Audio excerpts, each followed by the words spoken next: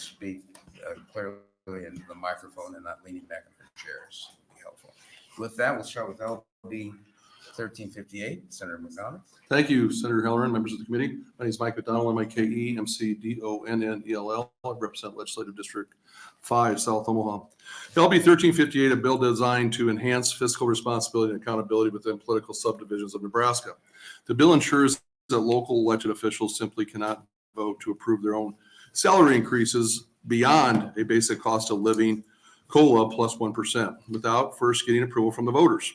This initiative aims to ensure that salary adjustments for governing bodies are made transparently and with direct voter oversight, reinforcing our commitment to serving the best interest of our constituents.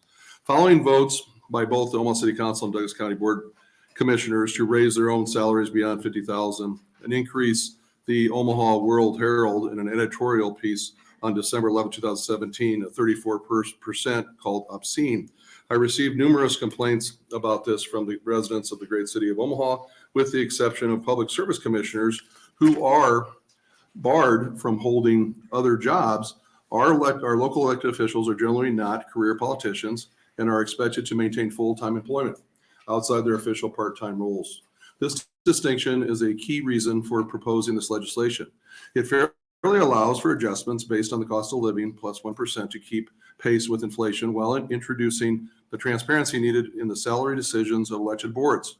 Frankly, the actions taken by the Douglas County Board and the Omaha City Council undermine the reputation of all of us who serve in the public when you give these kind of pay increases without a vote of the people.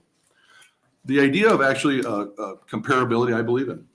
The idea of actually having, if it's, for example, a county board that says we are X percent behind, 16, 18% behind our comparability, then for them to take that to the citizens, educate them, and increase their salaries, I'm in favor of. And I believe our Douglas County board members, I believe our city council in Omaha, I can't speak for the whole state, but I'm certain this is something we'd agree upon. Work very hard. And we want to retain and recruit people. But there's a fine line where we look at the idea of what, if you are caught up with your comparability and you look at a cost of living adjustment plus 1%, I think that's something that's within their discretion. But when you start looking at a 34% increase without a vote of the citizens, I think that undermines the trust for all of us. I believe transparency builds trust. So this is twofold. It's to make sure that those people that are serving are treated fairly financially for their sacrifice of time for the citizens of Nebraska. At the same time, it's also to make sure the citizens also have input on how much they're going to increase their pay at certain times when it's above the cost of living plus 1%. Okay, very good, Senator McDonnell. Questions from the committee? All right, looks good. You're going to stick around for close? Yes, Right. thank you. Thank you. So we'll have first proponent for LB 1358.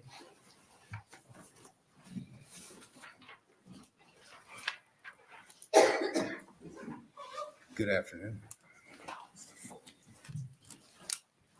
Chair Halloran and members of the Government, Military, and Veterans Affairs Committee. My name is Rick Kubat, RICKKUBAT, here today on behalf of the Metropolitan Utilities District, known as MUD.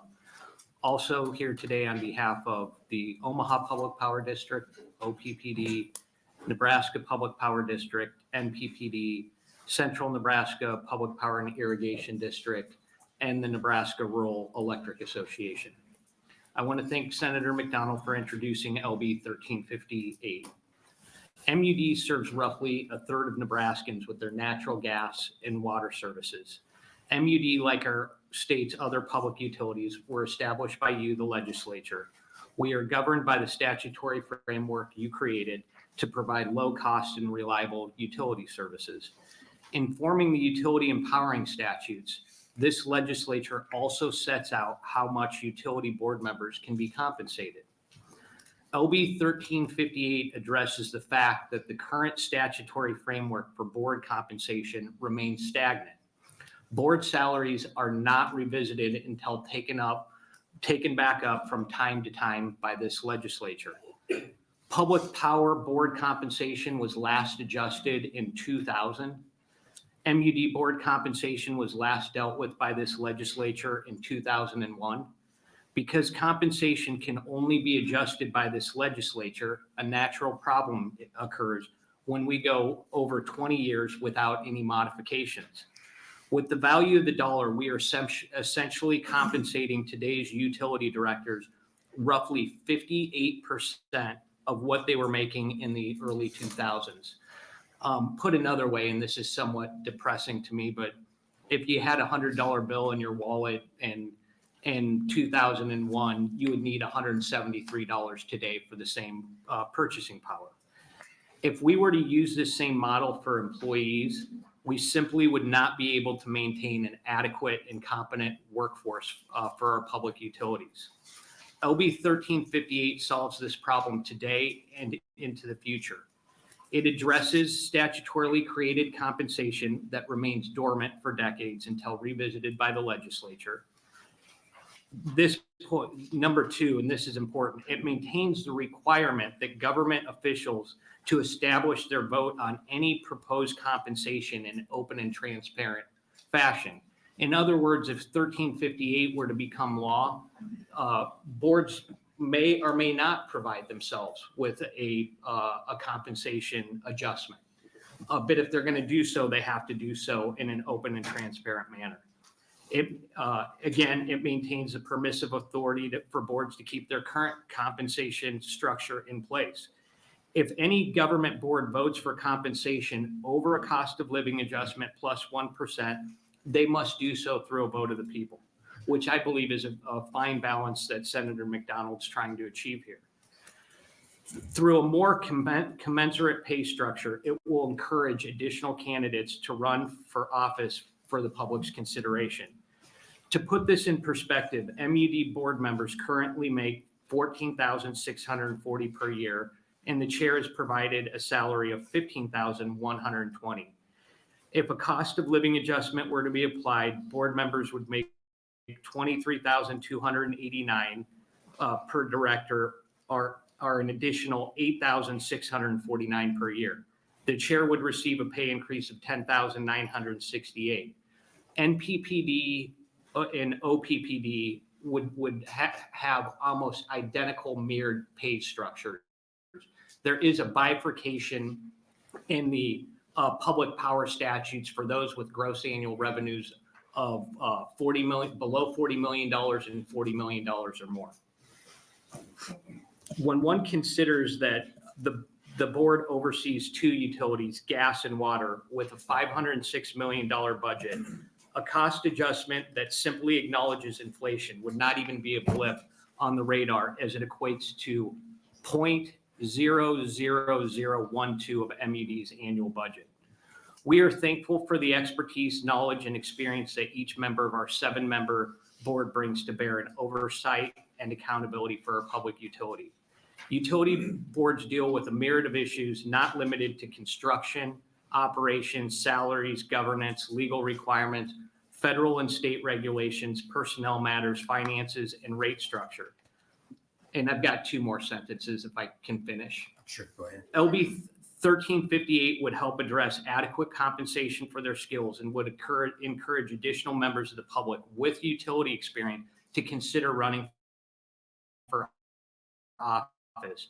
This will naturally give our public more options in choosing who should run their publicly elected utilities. Thank you for your consideration of LB 1358. All right, thank you, Mr. Kuba. Questions from the committee?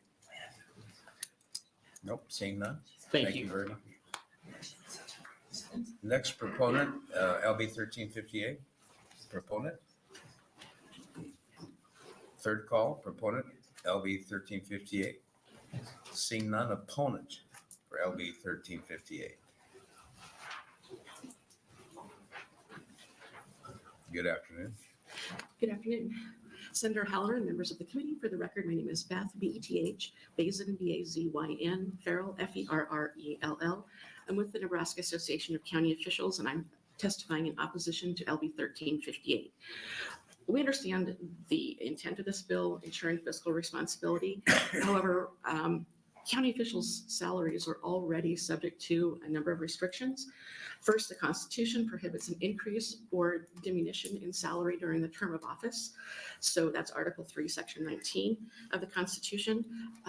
There is case law that says that salaries can be adjusted within that period if they're set within the salary resolution. So generally, when a county does that, they set it based on CPI, not to exceed a certain amount, not to drop below a certain amount. Those salary resolutions have to be set prior to January 15th, before the term of office starts. So anyone who runs for the office knows what the salary will be for the upcoming term. Those provisions in the Constitution and in the statute help stabilize budgets. They help provide financial responsibility. The salaries are set by county board members. They're elected by the people. So there's already a process to have a vote for that, those decisions. In addition to that, county board members pay taxes in their own counties, so they are conscious of their budget. They're conscientious about their budgets as well.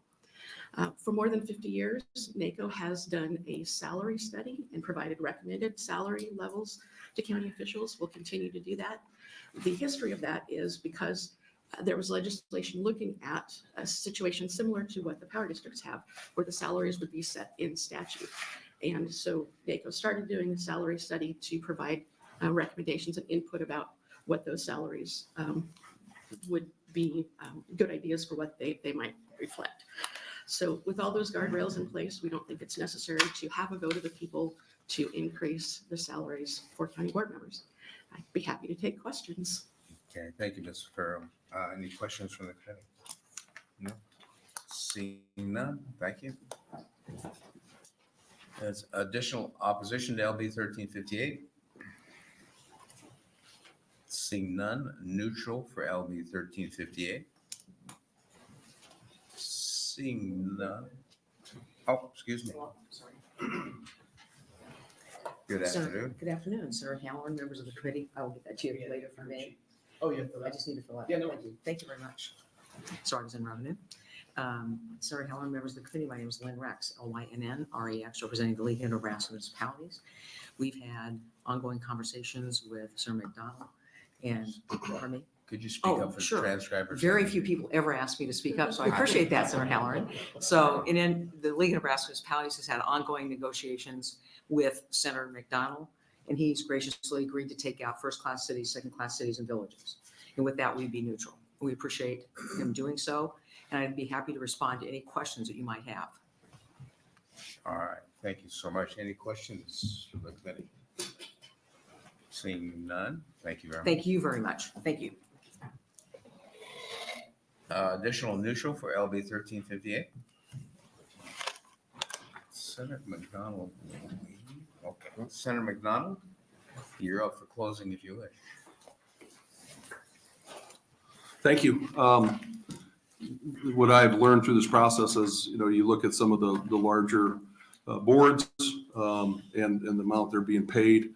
And as Lynn Rex just testified to, some of the smaller ones, if you look at 3% on $50 plus one, isn't going to make that kind of impact. So with the idea of respecting the people that give their time to these different boards and wanting to make sure they're compensated fairly, at the same time, when you look out for the taxpayers, and when you go to a point, and if it's based on comparability, and you're going to go above that cost of living plus 1%, you have to take it to a vote of the people. I think that's a fair balance, and I'm here to try to answer any of your questions. I turned the chair over to Senator Sanders. She's vice chair and she's able to take over at this point.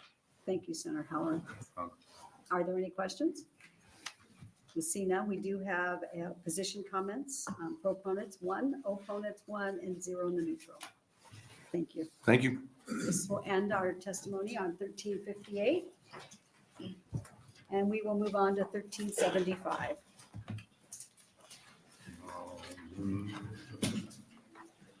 Senator Lowe.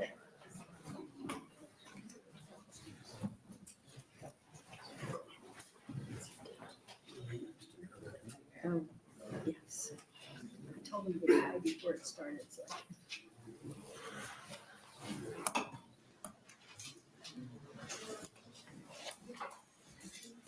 Welcome, Senator Lowe.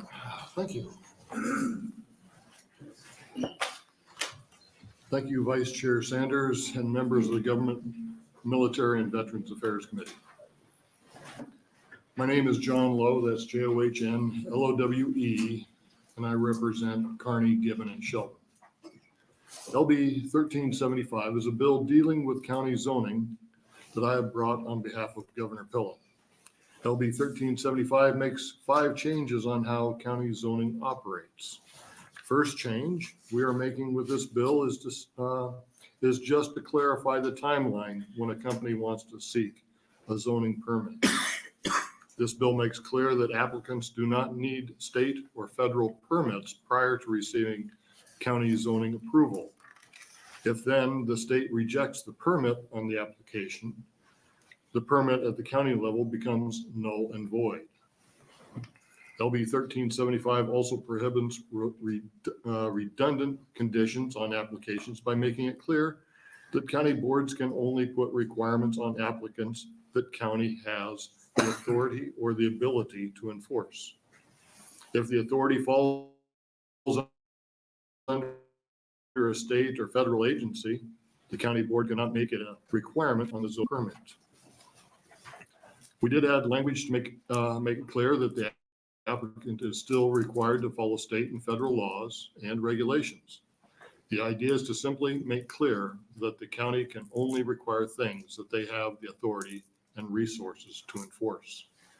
LB 1375 makes clear that if an applicant does not meet or will meet all the conditions or requirements, that the application will be granted. Basically, this creates a permit by right if the applicant meets all the county zoning requirements. LB 1375 will require that a county must act on an application within 90 days of receiving a completed application.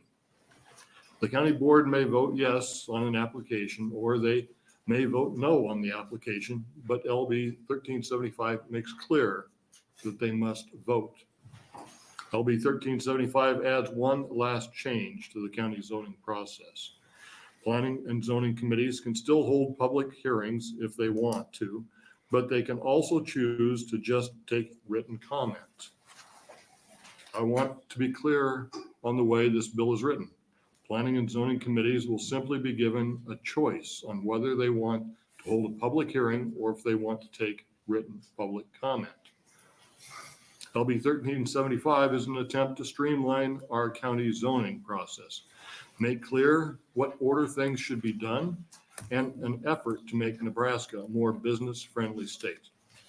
With that, I'd be happy to answer any questions. Are there any questions for Senator Lowe? I see none. Thank you for your opening, Senator Lowe. And you'll stick around for the closing? Yes. Thank you. And we have a guest today. Welcome, Governor Pillen. Thank you, Chairwoman Sanders. Committee, thanks for the opportunity to visit with you this afternoon. My name is Jim Pillen, Jimpillen, and I'm humbled to serve as the governor of the great state of Nebraska. Appreciate the opportunity to address the committee about our state's county zoning process. The goal of this bill is really simple. It's to smooth out the process of obtaining a proper permit to do business at the county level. You'll hear from several testifiers today who have struggled to get permits, including, I think we have a young sheep producer whose ordeal clearly illustrates why reform is necessary today. Each of Nebraska's 93 counties has the chance to implement county zoning regulations to determine how to develop, how development's carried out in their borders. Not all 93 counties have county zoning, but the majority do. When seeking to expand or build new businesses, folks in zone counties go before their county boards to obtain a permit, a special use permit for their intended projects. Unfortunately, meeting county zoning requirements is sometimes clouded, kind of gray, complicated, and most of our elected neighbors are themselves very unfamiliar with the process. And you might ask why? Largely because these types of permit applications come up rather infrequently. But when they do, it's important that they're handled appropriately.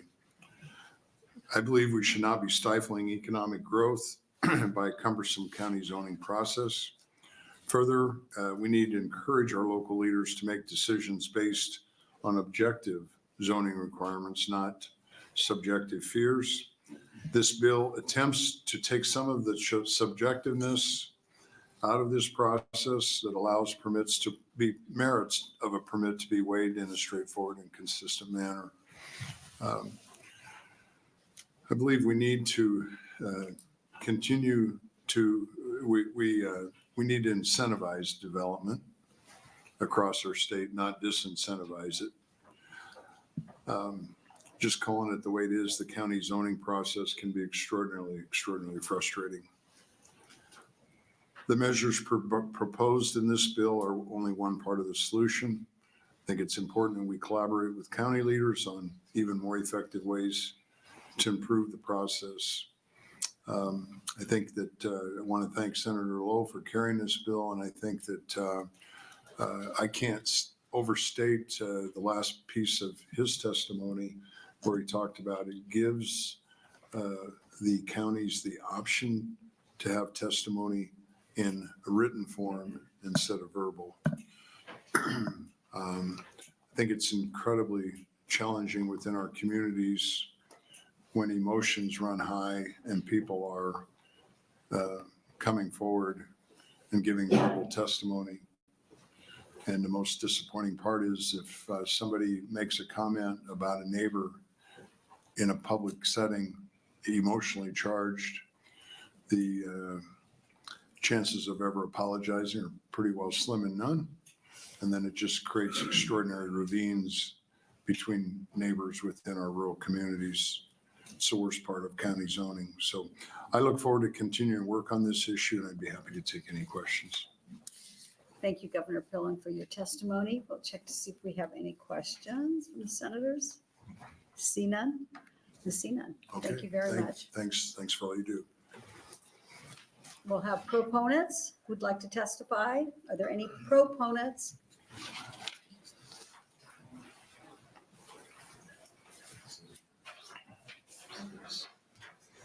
Welcome to the Government Committee. Good afternoon, committee, senators. My name is Todd Tulls, spelled Todd, capital Tuls. I'm here in support of the LB 1375. I currently have 2 dairies and a calf ranch that I built as greenfield sites here in Nebraska. I also have 3 dairies in Wisconsin that I built on greenfield sites in that state. I've built a greenfield site in Southwest Kansas earlier on back in 1994 with my brother. So I have experience in a lot of different settings, different states, different counties. My first experience here in Nebraska was in Pierce County back in 1999. I came up here to build my first dairy, met all the state requirements. I actually had a state DEQ permit for my facility, went before the zoning committee and was denied the permit based on really opinions and not facts or the rules that we had met. And so I ended up relocating that facility down into Polk County, which at that time had no zoning. Proceeded to get the dairy built, Double Dutch Dairy, and then expanded Double Dutch 5 years later. And then I ended up building a dairy, started permitting in 2007 in Butler County. Butler County had no zoning, but I dealt with some township government zoning at that time, and it was a very difficult process to get that dairy permitted and built. Summit Calf Ranch was another project I built in Butler County. But prior to Summit, I had tried to build a calf heifer facility in Polk County after zoning and ran into a lot of difficulties with Governor Pillen hit on it, just neighbors reacting to neighbors and the ravines that are actually built in those relationships, even where my dairies are now. You got neighbors next to my facilities that work with me and neighbors that don't. And those relationships prior to my dairies being there were friendships and long-term family stuff. And I know that there's some of those that have never recovered from that. So I think LB 1375 outlays some really clear parameters, which would take out some of the emotional and some of the neighbor bias that some of these county officials are weighed down with. It's a really heavy deal to follow the rules and upset neighbors, upset fellow farmers or people that have lived in the area for a long time. When you look at where like livestock facilities or some of these facilities are built, we're out in rural agricultural areas, whether it's dairy farming or whether it's beef production or poultry or swine. We all face some different challenges that we come in with. We bring a lot of infrastructure, a lot of buildings. My facilities are, they're $30, $40 million facilities that you build, bring in a lot of jobs, a lot of revenue. We buy a lot of feed locally and create a lot of opportunity and business for Nebraska. Create a lot of added value products. We're take corn and soybeans and make it into soybeans going to soybean meal. Soybean milk and corn goes into our cows. Our cows make milk. Milk gets made into cheese and different products. And so there's just a tremendous amount of added value. Our company right now is researching building a processing facility for our milk to add further value. We want to build that here in Nebraska. And so again, we're going to be in front of zoning and some of the permitting on that facility as well. So I just want to express from my 20 some years, going back to 1999, experiences of zoning. And I think having a very clear outlined bill like this that gives county supervisors clear guidelines on how to process this would alleviate a lot of hardships and narrow the time gap on getting a facility permitted. So I want to thank you for your time today. Don't go anywhere yet. We might have some questions, but thank you for your testimony, Mr. Tullis. Are there any questions? I see none. I'd like to personally thank you for providing ice cream to my husband. So I appreciate the dairy farmers and thank you for your testimony. All right, thank you. Are there any other proponents?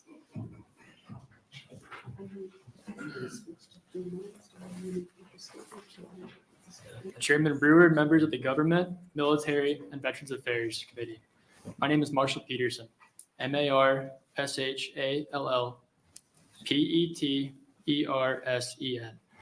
and I'm here to testify in support of LB 1375. I am a first-generation sheep farmer from Pierce County, Nebraska, and my family has been involved in agriculture within Pierce County since 1881.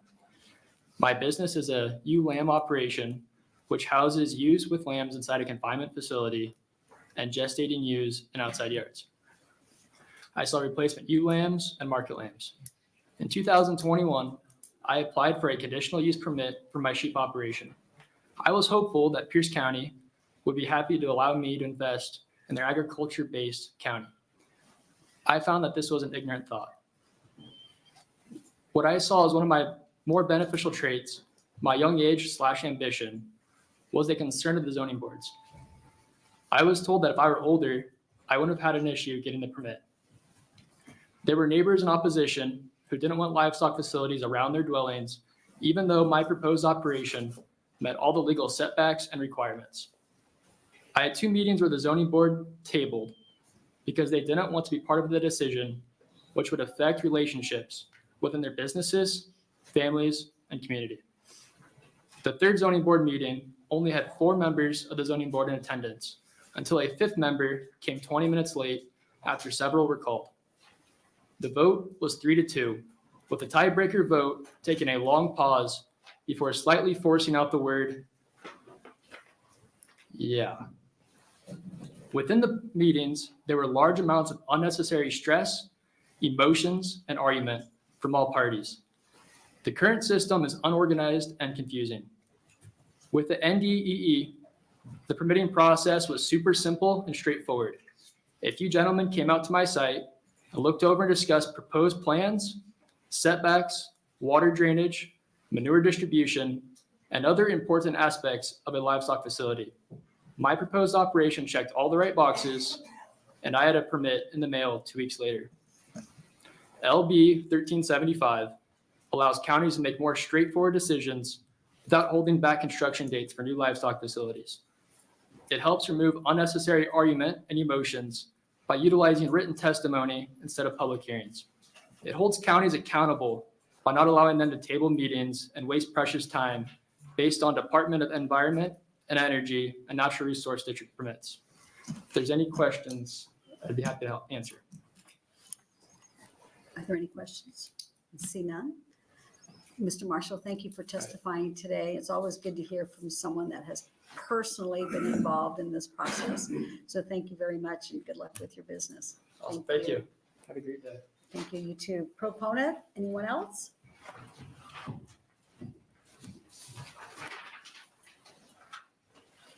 Welcome to the Government Committee. Hey, Mhm. Chairman, members of the Government and Military Veteran Affairs Committee. My name is Dean Otto, D-E-N-O-T-T-O. I am here to testify in support for LB 1375, which makes significant needed changes to the zoning process. Over the past 5 years or so, we've been looking to expand our operation and not be so dependent on artificial fertilizers by using livestock manure. By placing the livestock manure into the farm's ground, we will be more economically friendly and environmentally friendly. I make my best decisions when I think about my family. This one has to do with my son, who just come back from college to farm. Our goal was to build 2 swine finishing sites in Gage County where we have sufficient acreage to apply manure. Both sites I bought to Gage County met all setbacks and requirements established by the county. These projects should have been a slam dunk. They were not. On our first site, the Planning and Zoning Commissions required us to get our NRD permit before the committee would allow the project to move forward. A couple months delayed. We received our NRD permit, went back to Planning and Zoning for approval. They tabled our project again and required us to get a DEE permit before they would make a decision on the application. The process cost us thousands of dollars in engineering and staff time. Every time our application was tabled, as you know, last year we had inflation, rising interest costs, and staff time to do all this. Finally, after being tabled multiple times, the decisions was made to approve us to the supervisors. The supervisor level was just as contentious. We went through the hearing process for a second time, where we were belittled, degraded, and attacked. Every time there's a meeting at ours, both sides kept getting more tense. They even had law enforcement there most meetings. The commissioners then put conditions on my permit that cost thousands of dollars to comply, such as groundwater and monitoring wells, when the state DEE did not require them, nor did the NRD. The county doesn't have a hydrologist on staff, nor do they have any expert to certify in the verifying contamination. And the DEE said they would not regulate or validate these wells as they are not applicable to their DE permit. So the county created more bureaucratic red tape that costs the business thousands of dollars and nobody's going to verify or make sure this stuff is in compliance. The second site was worse. The same things were required of us. So we came in with the DEE and the NRD permit in hand, exceeded and met all requirements again by the county, and were still denied after P&Z and the supervisors delayed us multiple times. Again, costing my family money and my business partners.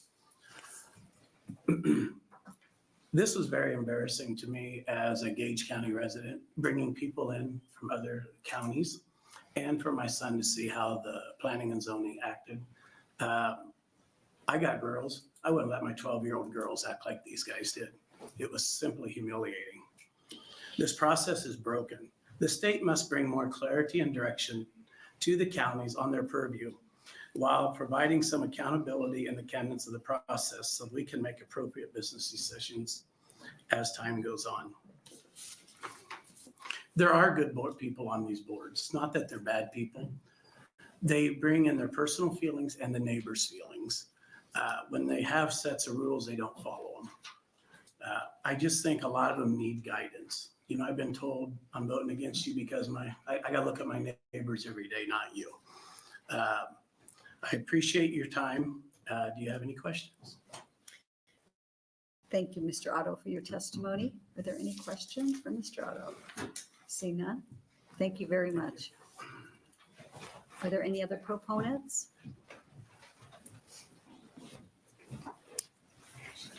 Welcome to the Government Committee. Thank you.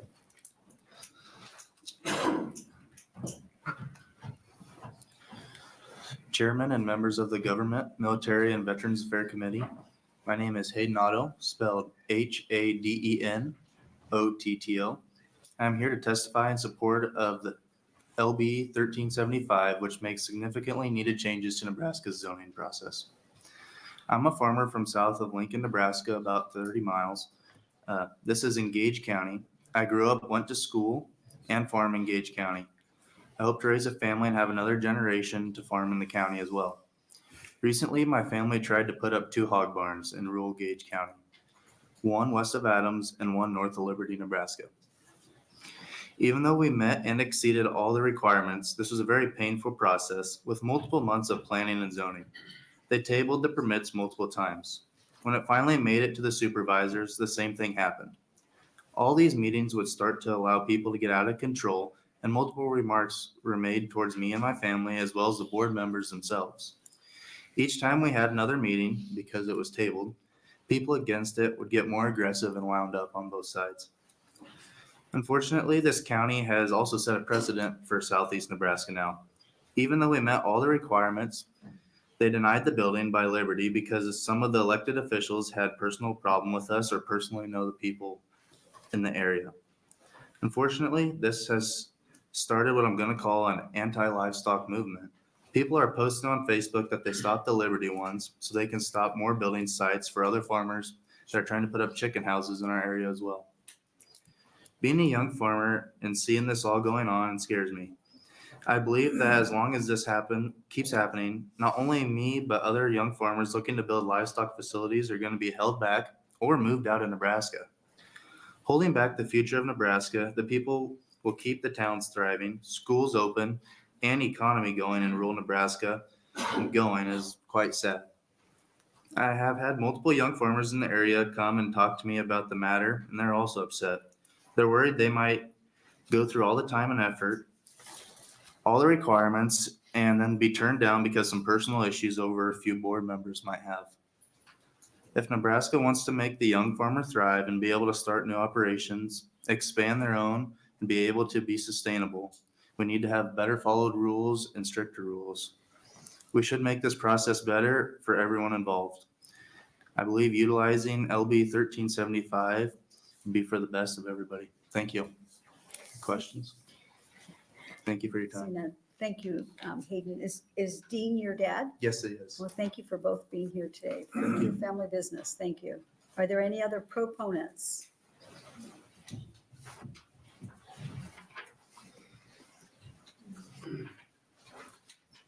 Welcome to the Government Committee. Good afternoon, Vice Chair Sanders and members of the Government, Military, and Veteran Affairs Committee. My name is Darren Nelson, D-A-R-R-E-N, N-E-L-S-O-N. I farm near Genoa, Nebraska. I currently serve on the Nance County Board of Supervisors. I am here today on my own behalf in support of 1375. I want to thank Senator Lowe and the governor for introducing LB 1375. This bill will be beneficial for both county officials and producers that are applying for conditional use permits. I believe 1375 will streamline the permitting process by not requiring the county to have a public hearing at the Planning and Zoning Commission. It will require them to accept written public comment. As a county supervisor, it is my understanding that the Planning and Zoning Committee should look at the application and investigate how it fits within the current regulations that our county has adopted. If they align, they should be recommended for approval in their report to the county board. If, on the other hand, they do not meet regulations, they cannot be recommended conditions or denied in their report. We, the county board, can consider. I also must point out that the individuals who serve on the Planning and Zoning Committee are volunteers and appointed by the county board. It is my desire to give them the tools they need to do their job based on the facts and not have emotion and fear entered into their decision-making. I do not see LB 1375 take away any local control from the county. It simply streamlines the process and makes it fair for everyone. It is the reason I encourage the committee to advance 1375, and I would be happy to answer any questions. Thank you, Mr. Nelson, for your testimony. Let's see if we have any questions. Senator Heller. Thank you, Vice Chair Sanders. Thank you, Mr. Nelson, for being here. So I'm going to oversimplify this, and I'm probably wrong. But to get a conditional use permit, the oversimplification would be, it's a checklist of things you have to do, right? Correct. Basically. Well, you meet in your conditional use permit, they have that in a hearing in our county now is an open hearing where you can have public comment at the Planning and Zoning Commission as well as the county board. And it's my feeling that we've had certain permits and other livestock facilities offered where Planning and Zoning maybe puts a motion into their decision other than looking at strictly the facts. It'd be nice just to have the public comment at one meeting or the other in order to kind of streamline the process. I know this bill has the support of our zoning administrator in Nance County. He said anything to make the process easier would be greatly appreciated. Okay, but I understand, but it's not an effort to do away with public expression or public input. No, not. We will still welcome that at our county supervisors meeting. Right. It'd just be nice to let the zoning commission make their decision on fact and not emotion. Which is basically the checklist Yes, of things required to do to get the conditional use permit. correct. Thank you. Thank you, Mr. Senator Halloran. Are there any other questions? See none. Thank you, Mr. Nelson, for your testimony. Are there any other proponents? Welcome.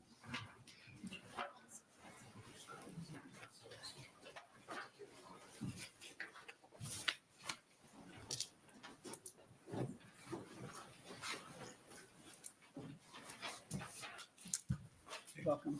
Good afternoon, Chair Sanders, and members of the Government, Military, and Veterans Affairs Committee.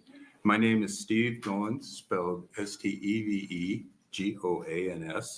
I am the Deputy Director at the Nebraska Department of Environment and Energy, NDE.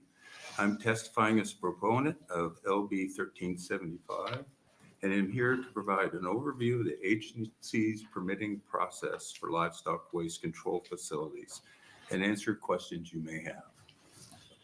The Nebraska Livestock Waste Management Act and the Nebraska Livestock Waste Control Regulations provide the authority for two permitting programs. A state program which contains design standards for construction and operating livestock waste control facilities, and the federal program which regulates discharges to water in accordance with the National Pollutant Discharge Elimination NPDES program pursuant to the Clean Water Act. Not all facilities that require a construction and operating permit will require an NPDES permit. An example would be a deep pit barn.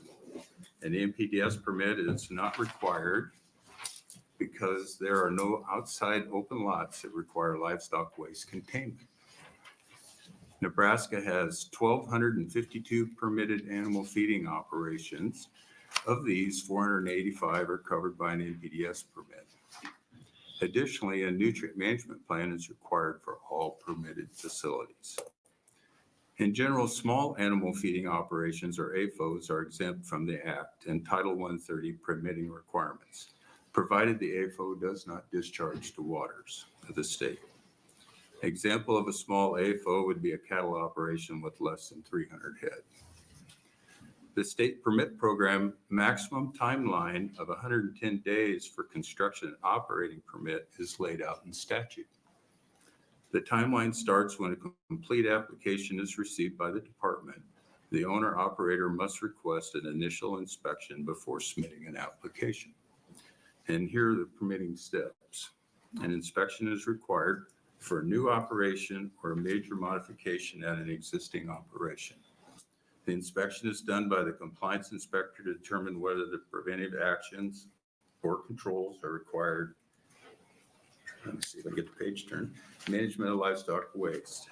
If controls are required, the owner operator must obtain a construction and operating permit prior to initiating physical on-site construction activities.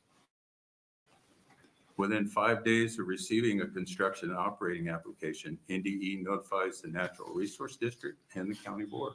The NRD and the county have 30 days to provide NDE comments as conditions at or near the proposed site, which we should consider during the review of the construction and operating application. The NDE conducts a team review as the application is processed. It's reviewed by an engineer to determine compliance with design standards, the compliance inspector to ensure that the application matches the initial inspection, an agronomist to evaluate whether the nutrient management plan is adequate, including whether the operation has sufficient acres for land application, a groundwater geologist to evaluate the potential for threat to groundwater by looking at the depth of groundwater, types of soils, and nearby receptors, and to make recommendations regarding groundwater monitoring. Within 60 days after considering comments from the NRD and the county and the team review, the ND issues a proposed decision on the application and offers the public the opportunity to comment. The comment period is 30 days. The public does not have an opportunity to request a public hearing during the construction and operating permit public comment period. Within 110 days after consideration of comments received during public notice period, the NDE issues a final decision on the permit. NDE prepares a response summary to those comments received during the public notice period. The federal NPDES permit does not have a timeline, but our goal is 180 days or less. Thank you for your time, and I would be willing to answer any questions you have. Thank you, Mr. Goins, a very thorough permitting process for us to have. Let's check to see if there are any questions for you. See none? Thank you again very much. Are there any other proponents? Welcome to the Government Committee. Thank you. Thank you. I'm going to ask you to hold just a minute. We've got some people coming and going here. There you go. Good afternoon. My name is Alan Kampschneider, ALLENKAMPSCHNIEDER. I've been a consultant with Nutrient Advisors out of West Point for 13 years. We do environmental consulting, permitting, and nutrient management work for livestock operations as well as other industries. We have had a lead role in hundreds of conditional use permit applications in over 40 counties in Nebraska over the last several years, including a few that you've heard from today. As we've helped our clients navigate through the permitting process at the county level, we have had some very positive experiences, but we have also faced many more challenging and just miserable experiences. Our county system is broken, and there are inconsistencies and confusion at multiple levels in our counties. It is a problem that is burdening both applicants and county officials and stifling economic growth in Nebraska. I was going to go through the autos example. They did a great job. I just want to add a few things. So they were in Gage County. We had multiple sites in 2 adjacent counties that passed without any hesitation in 60 days or less. So just want to note the inconsistency from county to county. I actually feel especially bad for the planning commission members. These are volunteers that in many times are the busiest people in the county. They're business owners, they're family people, they're serving on other boards, and they find themselves in these public hearings with great pressure from both sides, whether it be neighbors or other people, maybe both ways from neighbors. And they're supposed to make decisions on these things that a lot of times was just thrown in front of them and they don't necessarily understand or they're not experts in. I believe this proposed bill would allow those planning commission members to receive written testimony about various applications and then have the proper time to read them thoroughly and evaluate them according to county guidelines, rules, and regulations. In addition to that, the bill gives those planning commission members clear guidance on their authority on what they can and can't consider in regard to those permit applications. I think this bill will give those volunteers the confidence to act on items according to their own county rules and regs, and will prevent them from being forced into subjects and circumstances that they are not qualified to make decisions about. This bill will absolutely help minimize the number of public hearings and that are unfortunately shredding relationships in our rural neighborhoods. It is also important to have an absolute timeline, just a timeline of 90 days that we can get this completed. I can tell you in other states, they have a timeline and a deadline, and it's proven to be very effective, efficient, and promotes economic investment in those states because applicants know what to expect when they're going through the process. I would ask you to please support the changes in LB 1375 so that the good people of Nebraska serving on planning commission boards have clarity and the support of the law on what their role and how they can make decisions. Your support of this bill will also promote economic development by attracting investment into Nebraska. Thank you very much for your service, your time, and your consideration. Thank you, Mr. Kampschneider. Appreciate your testimony. Are there any questions? I see none. Thank you very much. Proponents? Welcome to the Government Committee. Thank you, Madam Vice Chair. Good afternoon, and thank you to the members of the committee for listening to our testimony. My name is Greg Hogermeyer, spelled Greggermeyer.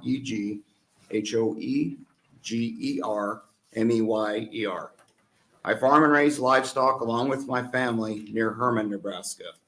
I have the pleasure of serving on the Washington County Planning and Zoning Commission. I also serve on the Nebraska Farm Bureau State Board of Directors, and I am testifying today on behalf of the Nebraska Farm Bureau Federation, the Nebraska Corn Growers Association, the Nebraska and Soybean Association, and Renewable Fuels Association in support of 1375. We appreciate Senator Lowe for introducing 1375 on behalf of the governor. A key priority of organizations that I am promoting is to promote the growth and development of animal agriculture. There are many challenges Nebraska livestock producers face in starting or expanding their operations. While LB 1375 does not address all of the challenges, it does help streamline the process of acquiring a conditional use permit through the county planning and zoning process. We do not believe 1375 takes away local control from counties because it still allows counties to adopt their zoning regulations specific to their own specific needs. It also allows them to have the final approval or denial on all conditional use permits. What LB 1375 does help with is the accountability for all parties involved. The applicant must be held accountable for their application and that they are following all federal, state, and local regulations. It requires the county to be fair and impartial, that they follow their own rules and regulations pertinent to their own zoning and do it within a reasonable amount of time. We also believe that requiring counties to hold 2 public hearings on the same conditional use permit can be counterproductive and can impose unnecessary expenses to the applicants. Many times an applicant will hire an attorney or an engineering firm to represent them during these hearings. Having a public hearing at both the planning and zoning level, and again at the county board level, in our view, can be unnecessary. However, I will add that there is nothing in the bill that takes away the county's ability to have 2 public hearings. It simply removes the requirement of 2 public hearings. In closing, again, thank you, Senator Lowe and the governor for the introduction of 1375, and we encourage the committee to advance the legislation to general file. We believe this will go a long way in clarifying and streamlining the conditional use permit process. I would welcome any questions. Thank you, Mr. Hogemeyer. Are there any questions? See none? Thank you so very much. Appreciate. Other proponents? Thank you. Welcome. Good afternoon, Chairwoman Sanders, members of the committee. I'm James Nygren, James Nygren, and I'm representing the Nebraska Chamber of Commerce and Industry. I presently serve as the chair of the Agribusiness Council for the Chamber. The Agribusiness Council is directed by Chamber policy, and the Board of Directors takes a look at legislation believed to have an impact on rural areas of the state, and particularly those that may enhance or inhibit the growth of value-added enterprises which serve to diversify the state's economy, create additional revenue streams, and create jobs and opportunities for those of us in the state and for those would-be newcomers to the state. LB 1375 injects certainty into the permitting processes without unreasonable restriction on public input, as has been described just by Mr. Hogemeyer ahead of me. As Senator Lowe said in his opening, and we appreciate your leadership on this bill, we believe LB 1375 creates an environment for a more business-friendly community and a more business-friendly county permitting process. And with that, I am finished, Madam Chair. Wow, thank you very much for your tightly knitted testimony. Appreciate it. Are there any questions for Mr. Nygren? See none. Thank you for your testimony coming out today. Welcome to the Government Committee. Hello. Good afternoon, members of the Government, Military, and Veterans Affairs Committee. For the record, my name is Jessica Kolterman, JESSICA KOLTRMAN. I'm the Director of Administration for Lincoln Premium Poultry, and I'm here today to talk about the processes that our company went through to zone approximately 500 poultry barns around 20 different counties in Nebraska. This process occurred between 2016 and 2021 as part of the development of Costco's poultry complex, Lincoln Premium Poultry. First, let me begin by saying that our relationship with the counties was very good. We had a lot of professionalism with them. They were well organized, and the people that serve in those roles are clearly invested in the future of their areas. The decision makers were generally thoughtful in their decision-making processes, and we had a positive experience. That being said, the process in every county is very different, which of course is the element of local control, and we respect local control and understand it. But in some counties, the processes became cumbersome and extremely complex. I want to paint a picture of the complexity of what we tried to accomplish with our organization. It was the goal to have the facility opened 3 years after deciding to build it, and then to do a 1-year ramp up of that process. In order to do that, we had to build a feed mill, a hatchery, a processing plant in that order, and we had to bring approximately 500 poultry barns online in a 4-year period of time.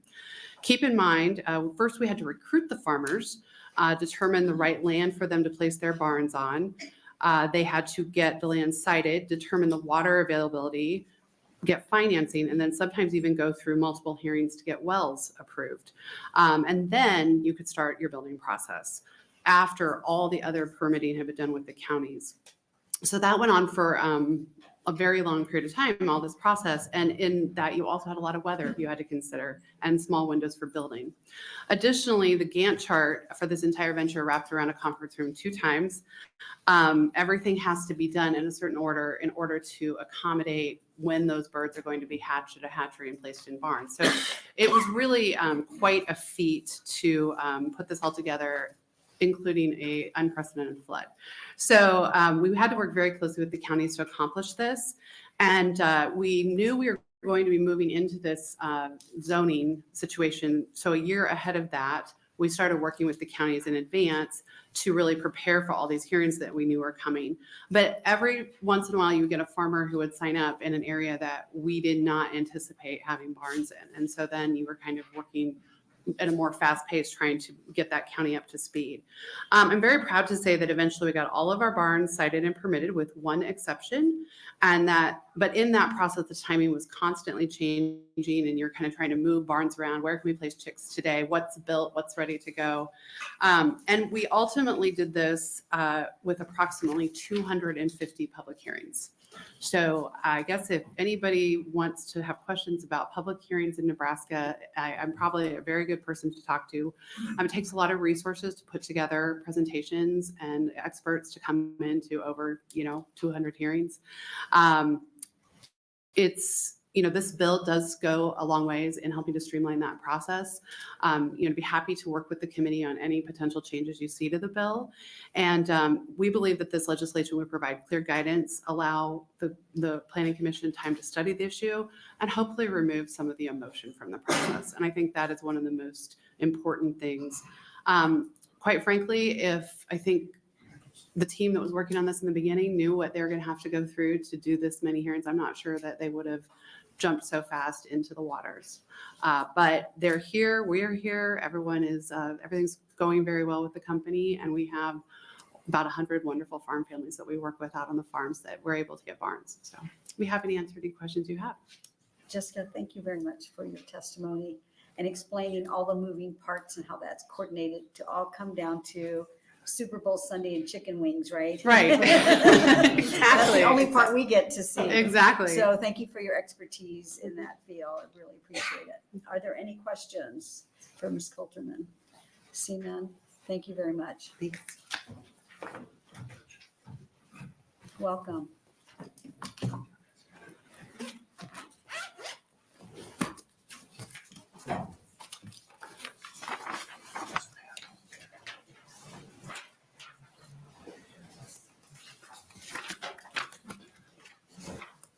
Welcome. Well, thank you. And thank you, Madam Chair and members of the committee. I'm Al Junke, ALJUHNKE. I'm the Executive Director of the Nebraska Pork Producers Association, and here on their behalf to testify in favor of Senator Lowe's bill. I'm not going to repeat what everyone said. I do have a handout. It's the first thing I'll mention. I'm not going to read it. Hope you appreciate that. But it does state our views, and it also attached are some minutes from one of our county's meetings. So you can see some of the things that they based their denial of a permit on. And I'm happy to answer questions on it now or in the future. But I think it's important for people to see what actually occurs at some of our meetings. And like was said, most of our meetings are very smooth. In fact, a lot of meetings on public hearings, whether it's at the planning and zoning or commissioner level, we get very few, if any, people that show up and testify because they've done their job. Our farmers have their permits. They've met all the rules and regulations of the county. I want to point to, I know we have a lot of people in the room, and I'm not naive to why a lot of them are here, because there was a misunderstanding, I think, by people that somehow the public hearing is not going to be allowed at a planning and zoning committee level anymore. That is not the case and is not what the bill says. When you look at page 3 of the bill, if we want to look at it, the change there basically says that preliminary reports from the commission, the Planning and Zoning Commission, shall accept written public comment. So first of all, I think that's a good thing. We have a lot of people on both sides of a planning and zoning hearing that might not be able to make the hearing, right? So whether, maybe I think it's too close to my property line and I want to comment, but I got a kid's volleyball game that night and I can't go. Well, this would allow that person to put in a written comment to the planning and zoning people so they would understand where they stand and they can look and see if that complaint is valid and make that judgment. So both sides can use that written comment as a way to get their word heard at a planning and zoning. And then what you see is hold public hearings is crossed out. So what people think, and legislation is sometimes hard to understand. I spent 14 years in Minnesota House of Representatives, and so even I have a hard time sometimes understanding this. But by crossing that out, it does not say you cannot hold public hearings at the planning and zoning level. It gives the county board the option. You can hold one at the planning and zoning level because the rest of the bill is silent. It doesn't say you cannot.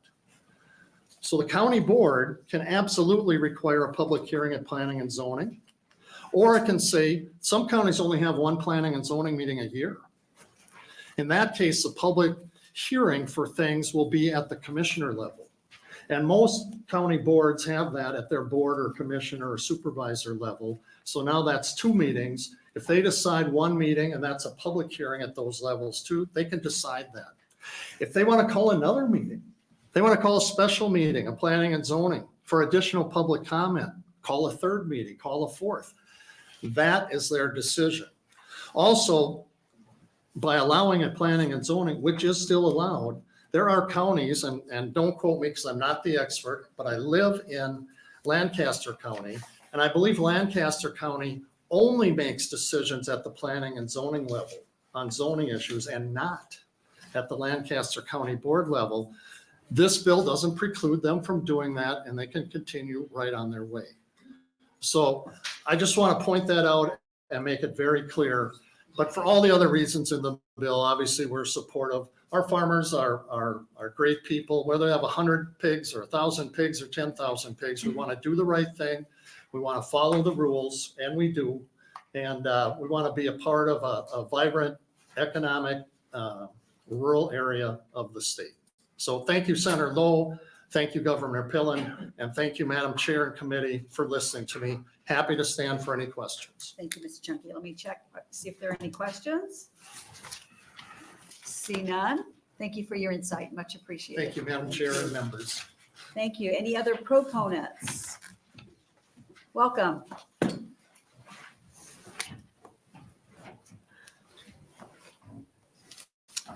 Hold on, get just a second.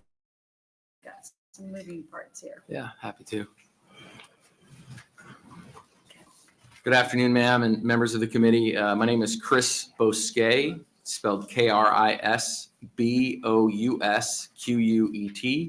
and I serve on as the executive director of the Nebraska State Dairy Association.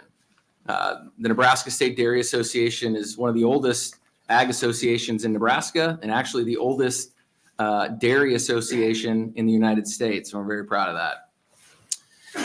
We've got a significantly long history with going through the county zoning process, and I don't want to beat up some of the same points that have already been done, and I know you guys have get the point for on our side of things. But what I would like to do is point out some exhibits that are being handed out now, which is a testimony from Steve Mossman, who is a lawyer and an individual with significant experience with the county zoning process. He's got a really good analysis of what this bill does that I would recommend that you guys look into and examine. But, you know, I want to first off say that there's a reason why we're here, and I think you guys understand it. And this, since the start of this whole process, it's been extremely collaborative. We've met with all of the industry stakeholders, including Planning and Zoning Association. We've met with NACO. We've met with other industry stakeholders within the business community. And although, some of them individuals will testify shortly in opposition, I just want you guys to be aware that, this is a very collaborative bill and that we're all trying to find a path forward and make things better for Nebraska. And I think this bill provides some framework that we can work off of and utilize to improve our county zoning process, because it's extremely important.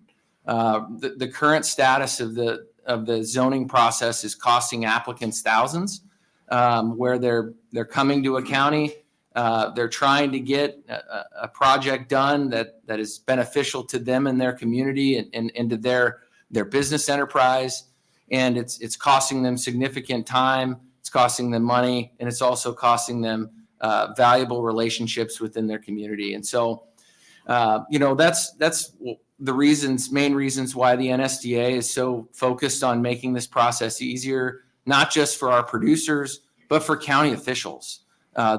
This bill gives counties more control over the hearing process, with the option for them to choose whether to hold an oral hearing or a written testimony.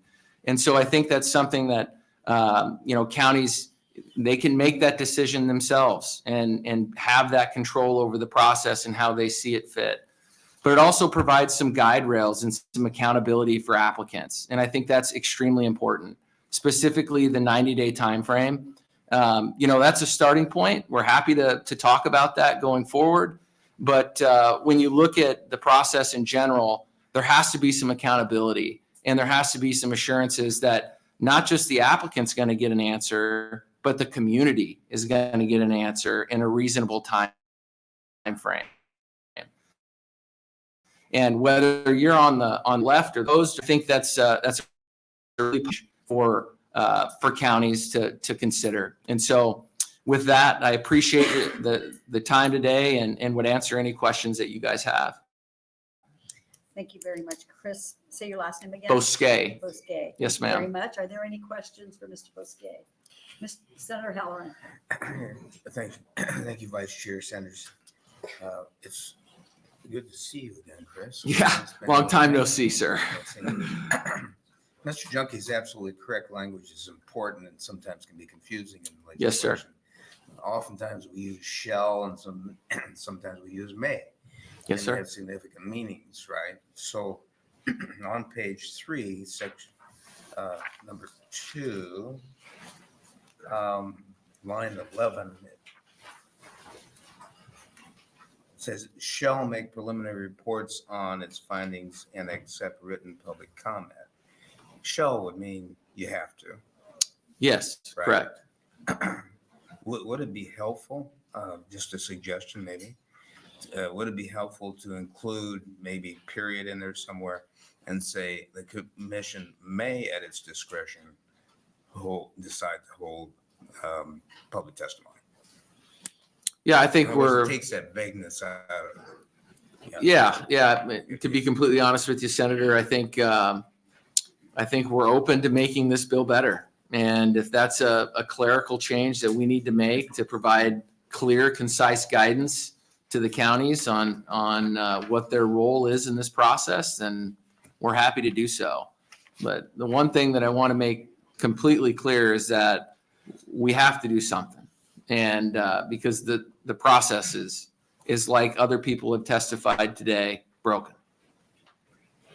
But even in spite, right, I agree with you. So, but even in spite of maybe changing that language, at least giving people the impression that they're not being arbitrarily excluded from testifying publicly, would help, I think. Yeah, absolutely. But the way it's written now also, though, it's once the commission has made its decisions with written testimony, as is suggested here, right? Once they've made their conclusions with written testimony, it goes to the county. Correct. And there just for clarification, there they can have public testimony. They're required to hold public testimony. Right. Yes, sir. Yep. So at some stage, after the facts and checklists are gone through with the planning and zoning, which I still think are rather, I mean, they're pretty mechanical. You go down a checklist of things that are necessary to do, and then it goes to the county, and they are, as you say, required to have public testimony. So the public is involved. Yes, sir. Yep. Yeah, to your point too, sir, as an application flows through the process, this bill, it obviously gives the control to the counties. And if we need to clarify language, we're more than happy to do so. But this bill does not change the county zoning regulations whatsoever. The county still has 100% complete control over what they deem appropriate for their setback distances and the parameters that they base these applications off of. And so the control is 100% the county's. The process that we're recommending for streamlining is the only thing that's really affected in this situation. The final decision is still the county's to make. The county commissioners will make that decision. But on the planning and zoning level, we think out of respect for our volunteer planning and zoning committee members, that it'd be a really good idea to take them out of the court of public opinion and allow them to make an unbiased decision on those regulations as they see fit. Okay, thank you very much. Any other questions? See none. Thank you for your testimony and explanation of the process. Appreciate it. Yes, ma'am. Thank you. Thank you. Any other Bring proponents? some ice cream and stuff. Yes, sir. I see no proponents. Opponents?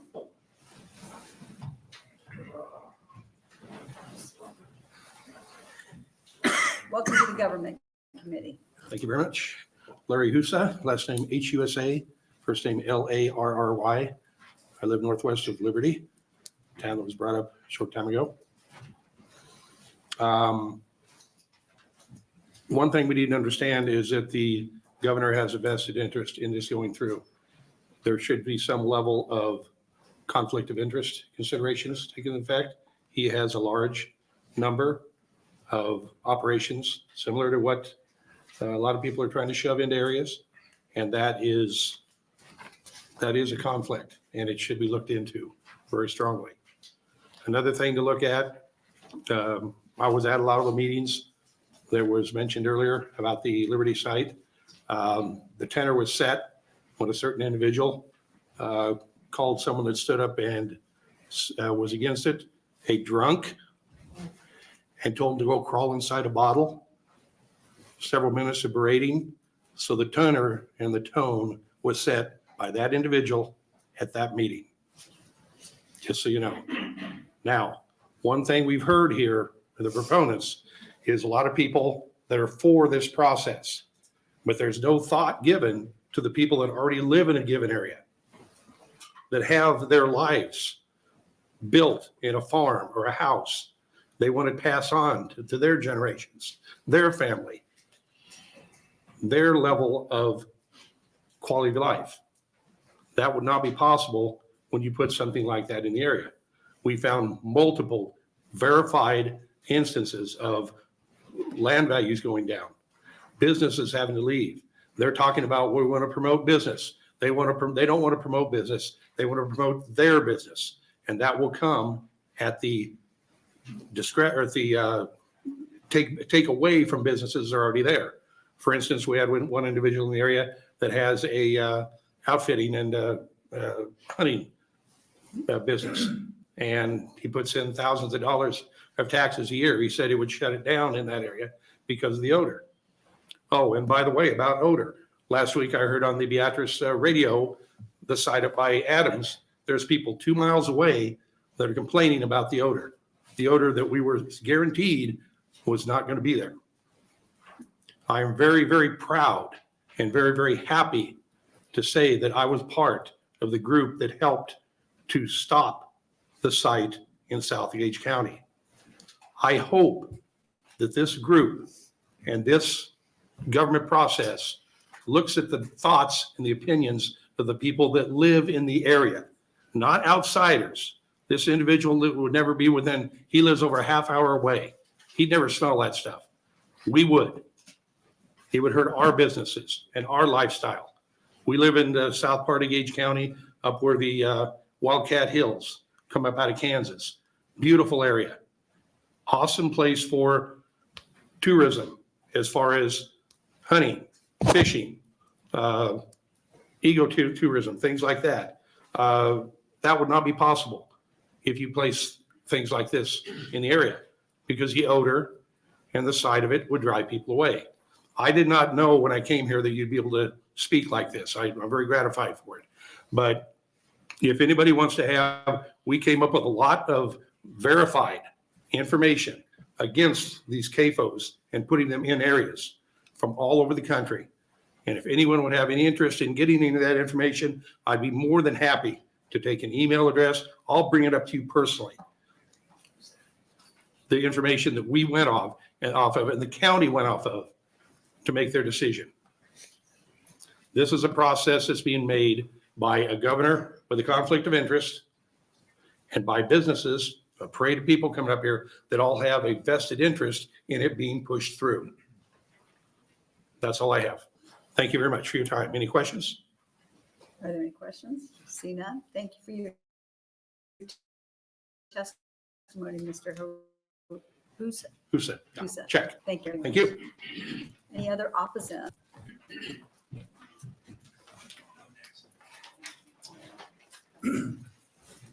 Welcome. Good afternoon, Vice Chairman Sanders and members of the committee. My name is Mark Shainrock, spelled Schoenrock. I appeared before you today representing Jefferson County and the Nebraska Association of County Officials. I was born and raised in Jefferson County to a farming family, and I have a deep and abiding love for agriculture and for ranching. I am proud to call Nebraska home. Upon graduation from the University of Nebraska College of Agriculture, I served our country as an Army officer for over 40 years. And upon returning home to Nebraska, I became a Jefferson County Commissioner. I'm going on my 9th year of service as a commissioner, and 3 of those as County Board Chairman. I also was elected and serve as the Nebraska Association of County Officials Southeast Area Director, representing 17 counties in Southeast Nebraska. In all of my service, I've strived to always do the right thing, to do what's best for our citizens that we as elected officials represent, and to serve liberty and freedom. It is a sacred trust. The county elected officials with whom I serve in Jefferson County and from across Nebraska share that trust. One of the most important foundations of our republic is that government is here to best serve our citizens. It is of vital importance that our citizens have every opportunity to participate in the process of government at every level and at every step. As the north portico of our capital reads, the salvation of the state is watchfulness of the citizen. This is especially important in Jefferson County, where over the recent past, we have held numerous public forums regarding our zoning regulations pertaining to commercial wind energy systems and confined animal feeding operations. These are controversial subjects, and it's of vital importance that our citizens have the opportunity to voice their views.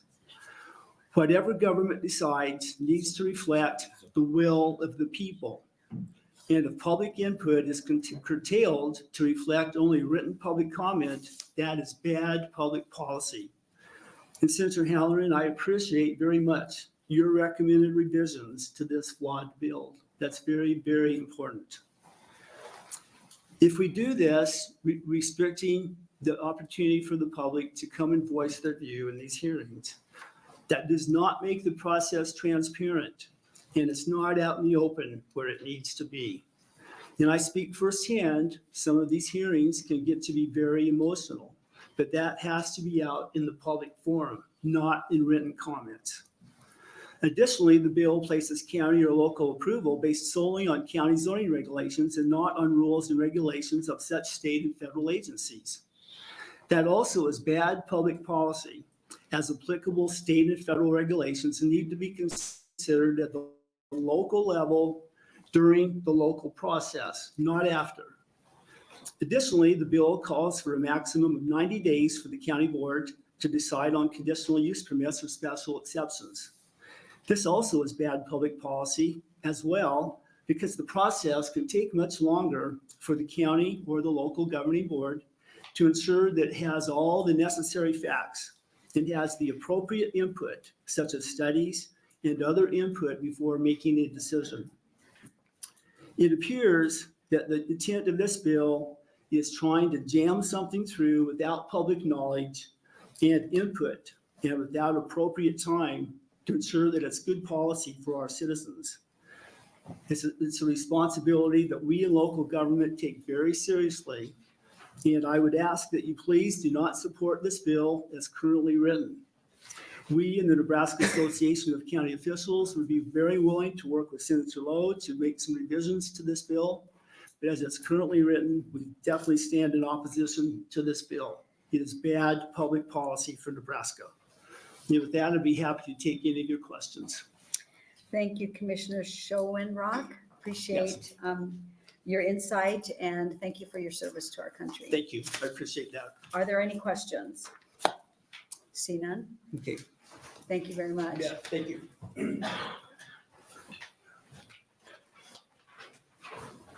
Welcome to the Government Committee. Thank you, Senator Sanders.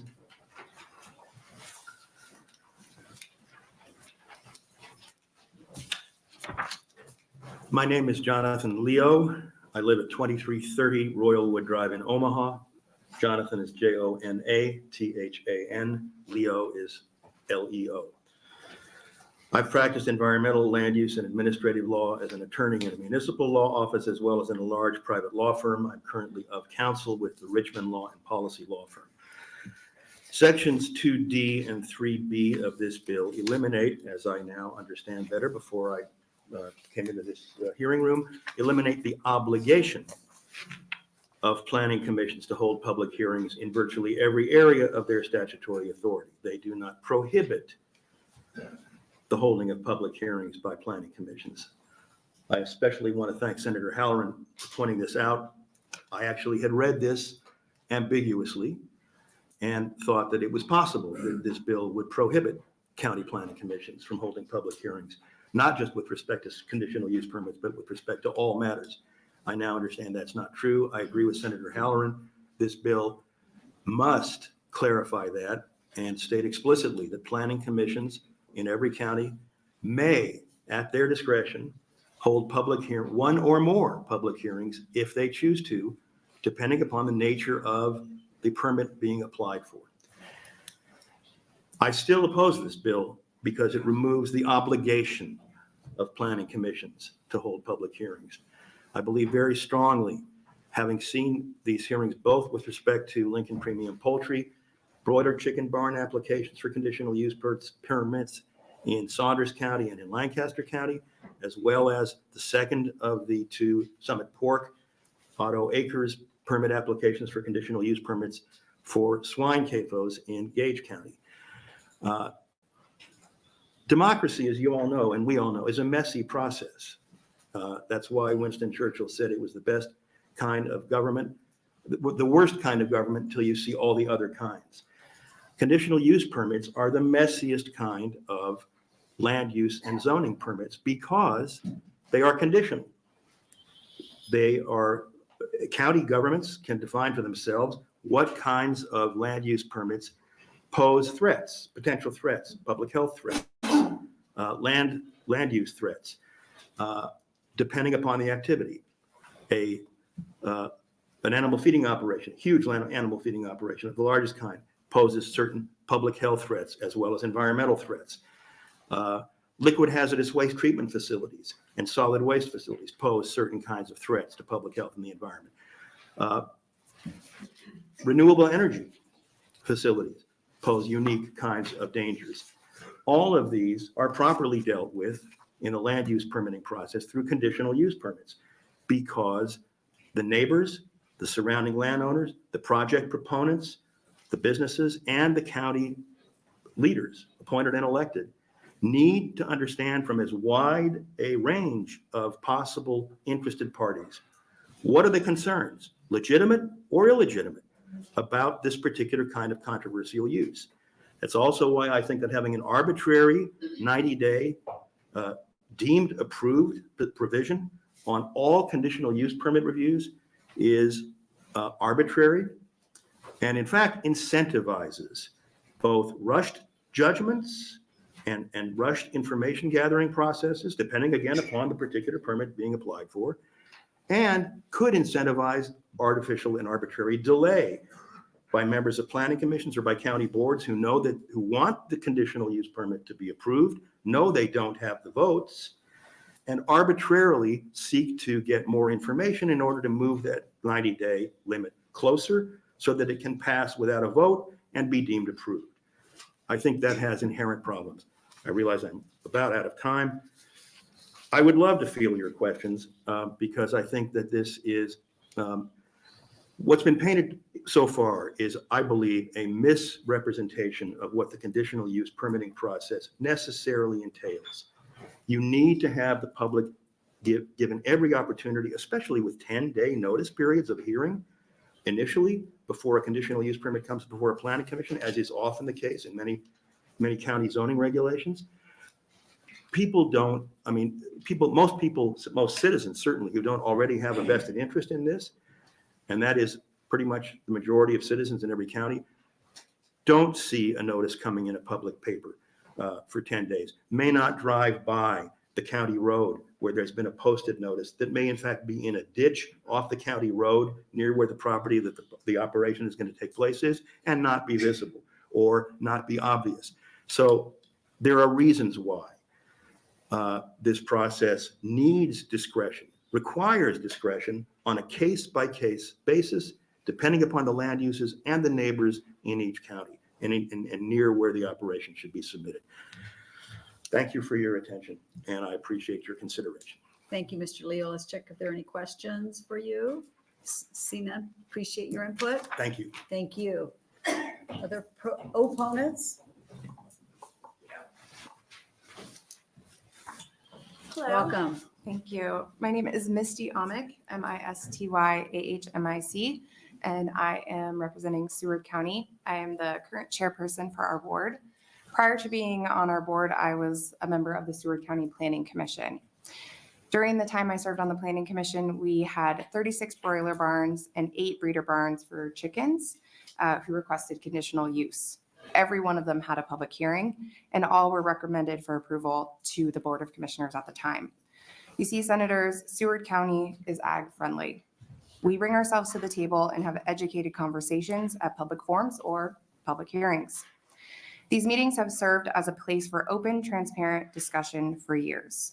A place for many of the organizations in this room to come to the table and provide information alongside our producers. Many neighbors and friends come to these hearings to share their apprehension and ask questions. And if any negativity or misunderstanding was present prior to the hearing, I'd say that 95% of the time it vanished by the end, which is why they should be required. I'd also like to say that for us and for many counties, planning commissions are in the evening, which is really convenient time for the public and for neighbors to come to the table and to ask those questions. I'd also like to talk about those 90 days and break it down for our county. In Seward County, you have to turn in your permit 10 days before the planning commission meeting. If you do it 9 days before, you get pushed to the next month, so you're at 39 days.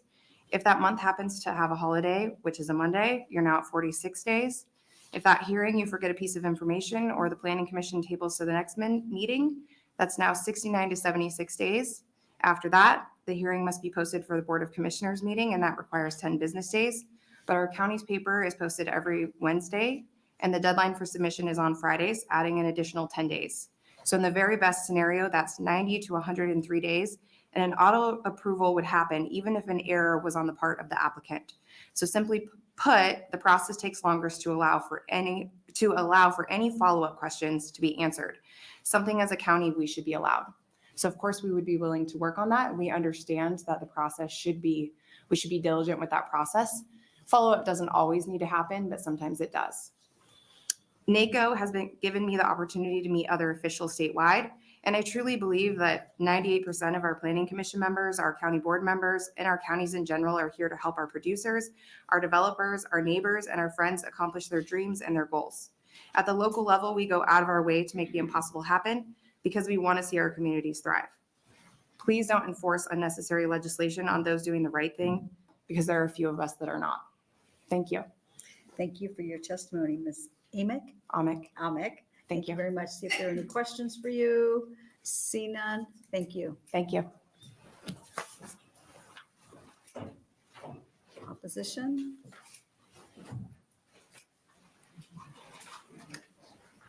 Welcome. Ready? Go ahead. Mhm. My name is Emily Haxby, Haxby.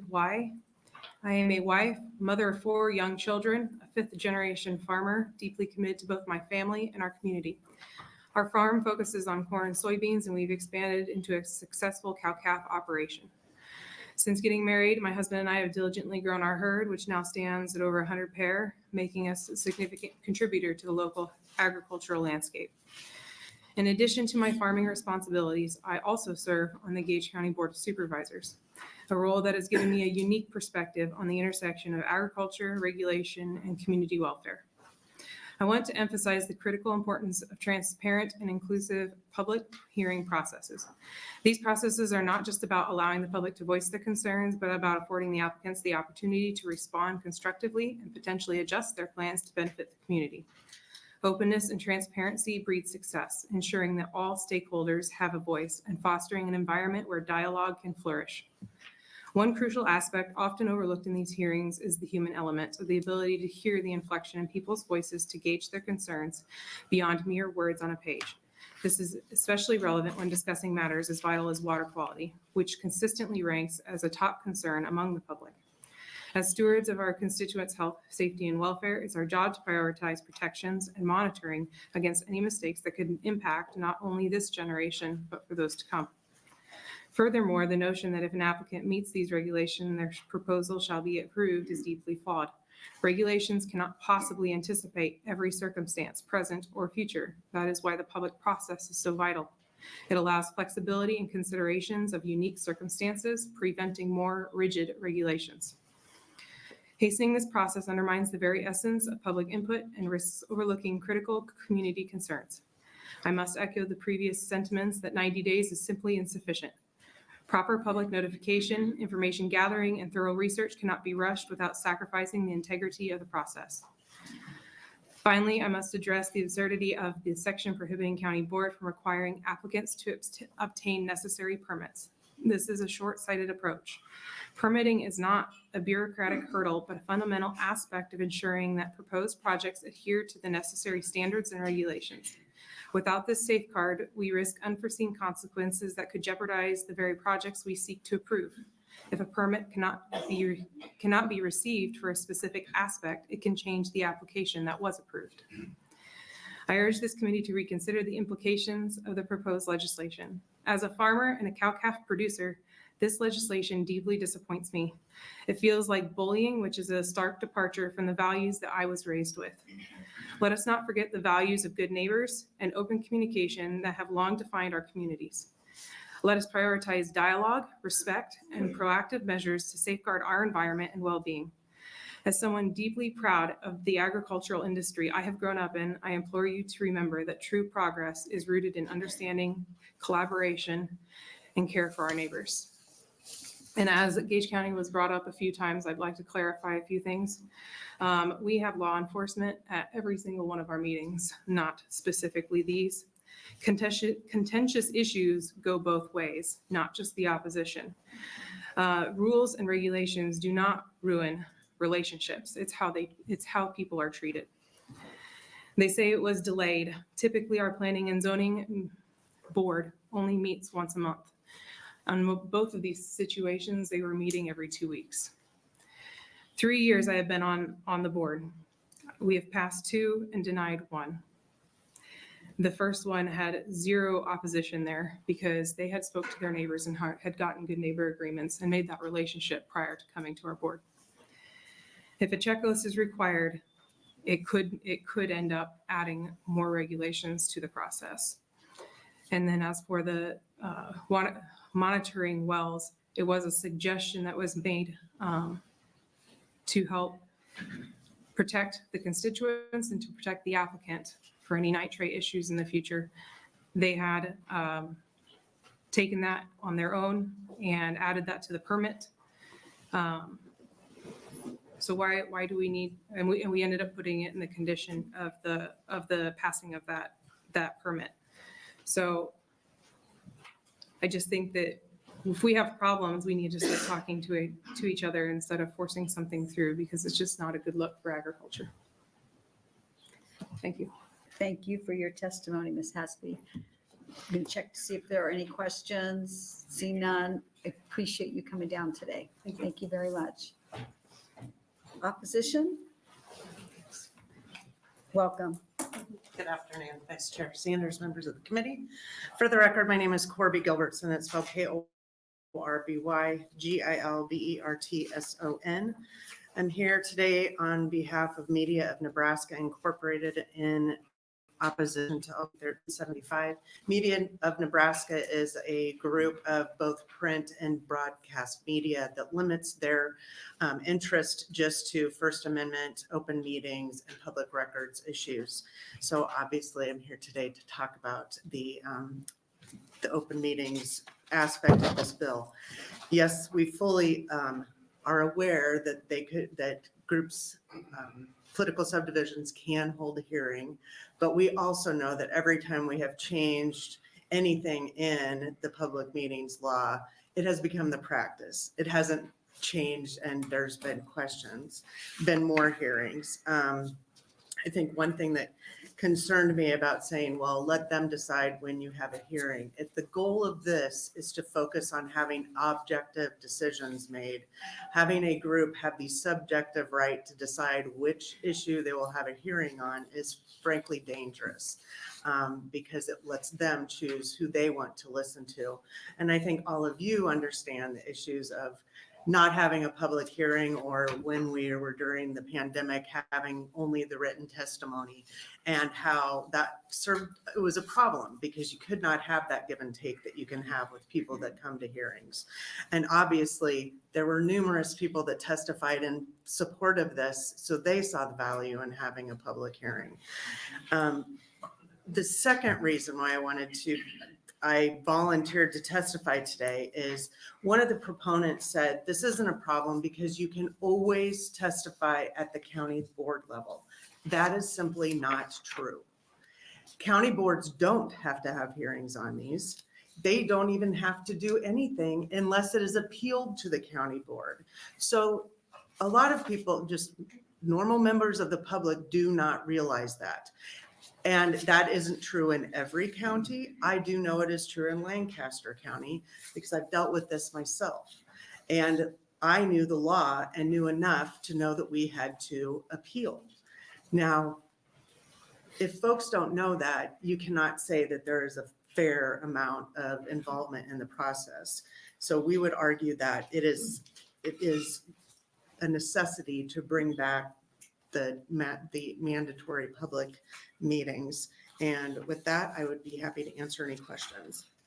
Thank you, Ms. Gilbertson. Are there any questions?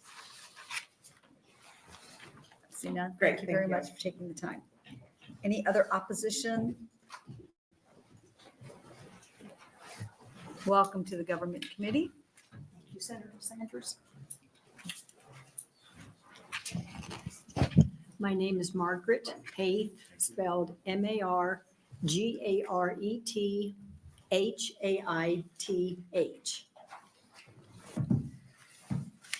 So I strongly oppose LB 1375. I live in Gage County, and one thing I would like to get clarified, I attended the same planning and zoning meetings and the same Gage County Board of Supervisor meetings that had opposed the last CAFO application in Gage County. So those meetings are recorded. So instead of taking someone's word for how bad they were, how contentious they were, I recommend maybe you just go to the Gage County Board of Supers website, and the live meetings are posted, the recordings I mean, are posted on that website, so you can listen to them yourselves to see how professionally those meetings were handled. So I'm not going to go into my next part that I think everyone has had a lot of confusion here about the public hearings were going to be eliminated from the planning and zoning commissions. I think a lot of people, they just literally took it. That was struck out on the record, and that's what it looked like. They were not going to allow those. And I think enough has been said about the importance of having the public hearings for the county and zoning too. One thing I would like to point out though is that I don't think this can be a one size fits all. Every application is going to be different. And just having this generalized checklist that somebody needs to go down, well, they got this and they got that and they got something else. Okay, fine, here's your permit. I just don't see that that is going to be, there's going to be mistakes made in doing it that way. And let's see. And then, yeah, and the 90 days, I agree with that too, that there is just no way that in 90 days to do the research that we had to do. And even though the state had given permits for some of these things, some of the people that opposed that last CAFO, they went and talked to some of these people at the state and got their own information. And they came to find out that none of that information was accurate. So they had to come forward with the information that they had found. I don't know, I'm kind of rambling now, but like I said, I've just really had to change from what I had handed in or written down for, to testify. But mostly it's just, yes, I've been through that process. I know the importance of having these public hearings and not just letting them decide, make them have them, the planning and zoning and the board of supervisors, and not limiting this to just being a 90-day thing. If you're not approved or denied in 90 days, then you're automatically going to get that permit. That is just not realistic. So, any questions? Margaret, thank you so much for being here today. Appreciate it. Listening and public hearings are a very important thing. Thank you very much. Are there any other opponents? Good afternoon, everyone. My name is Faye Smith, Faye-Smith, and I am a commissioner for Rock County, which is located in the north central part of the state. I'm very proud of the fact that I live, work, and have raised my family on a ranch in the Sandhills of Nebraska that was homesteaded by my husband's great-grandfather in 1884. That's 140 years ago. My grandchildren are the 6th generation to call our ranch home. So LB 1375 is very concerning to me, and I am not in favor of the proposed changes. The bill is asking to eliminate public hearings, and therefore, I know we have talked about this in other testimony, but when something has a strike in the bill, to me, it looks like they don't want to have them. So it's very misleading. So I'll just go ahead and read it. Or oral comments from county planning commissions when considering conditional use permits or special exceptions. Public hearings and oral comments are important because written statements can be misinterpreted with no chance for clarification. Complete transparency is needed, even at the risk of being redundant when granting a permit that can change the landscape of a county forever. County residents have a vested interest to keep their property viable for future generations, and they deserve the right to stand up and defend it. It is also asking that counties base their decisions solely on county zoning regulations and not on rules and regulations of state and federal agencies, including regulations governing water quality, such as the NRD. Our #1 natural resource in the Sandhills is our pure fresh water. We depend on it for our livelihood, and we have an obligation to protect it. The bill is also asking that counties act within 90 days upon the receipt of a completed application, or the permit would be granted by default. Scheduling, advertising, holding meetings, and decision-making take so much time, and it should not be rushed, especially at the risk of a permit like this being granted simply by default. So to quickly summarize, number one, public hearings and oral comments should definitely be allowed.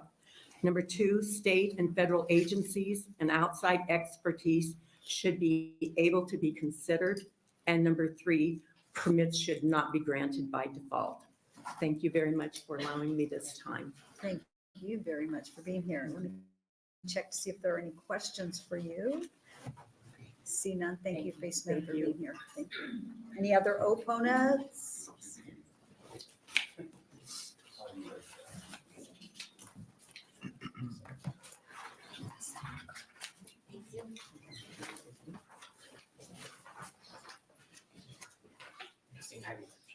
Oh, I'm sorry. Welcome to the government. Thank you. Thank you for welcoming all of us. It's wonderful to be before you, senators, and everyone else. I'm Reverend Helen L. Greer. My nickname is Penny, and that's how most people know me.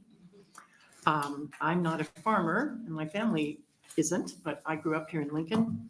My grandfather started Woods and Aitken. He was with Tom Woods, who did that, and my great-grandfather was the first banker in Lincoln. It said he actually loaned his own personal money to the bank during one of the serious depressions at the end of the 19th century. So we have a lot of family stories about that's where we have really made a difference as a family. I'm a pastor and ordained minister in the United Church of Christ, but I speak to you on my own accord today. And I speak in strong opposition to this bill. First of all, I want to clarify, as we've been talking about the possibility of commissions holding public hearings, there is a lot of other material in the bill that has been struck. At its public hearings on page 3 toward the bottom, it looks to be that they would be forbidden to summon witnesses, administer oaths, and compel the giving of testimony. So there are a lot of, this bill easily looks as though it prohibits public hearings, and any proportion of a public hearing that needs to occur looks to be prohibited. What I want to do today is a little different. I preach every week, so I want to take you back to a different kind of place. I want to take us all back to the arrival of European settlers on our continent who organized small towns in New England. And if any of you have traveled there, you will immediately notice that a church is often at the center of the village square. And it was historically, often accompanied by a tavern, and maybe still is. Pilgrims and then Puritans came to New England seeking religious freedom and better economic livelihoods. This building was called a meeting house, and it was designed to be a space for discussing local issues, engaging in town business, as well as a space for conducting worship. As separating church and state became law, settlers changed the meeting house, putting worship in a different space within the house, sometimes on the second floor. The point is, governing themselves was essential, reflecting the same values we Nebraskans hold dear: self-reliance, democratic process, and honesty, to name a few. And the very design of the center of the village reflected this priority. Even though we now know so many were excluded from such assemblies until recently, many New England communities still use open town meetings for basic decision-making. And thank goodness all residents are included in the process. With such an elemental tradition that has shaped us as Americans, it's difficult for me to comprehend this bill, assuming that public meetings would no longer be required. Written comments can never suffice for the far richer interplay of oral advice, wisdom, and expertise given by a diverse group of participants as county planners and commissioners attempt to make these decisions.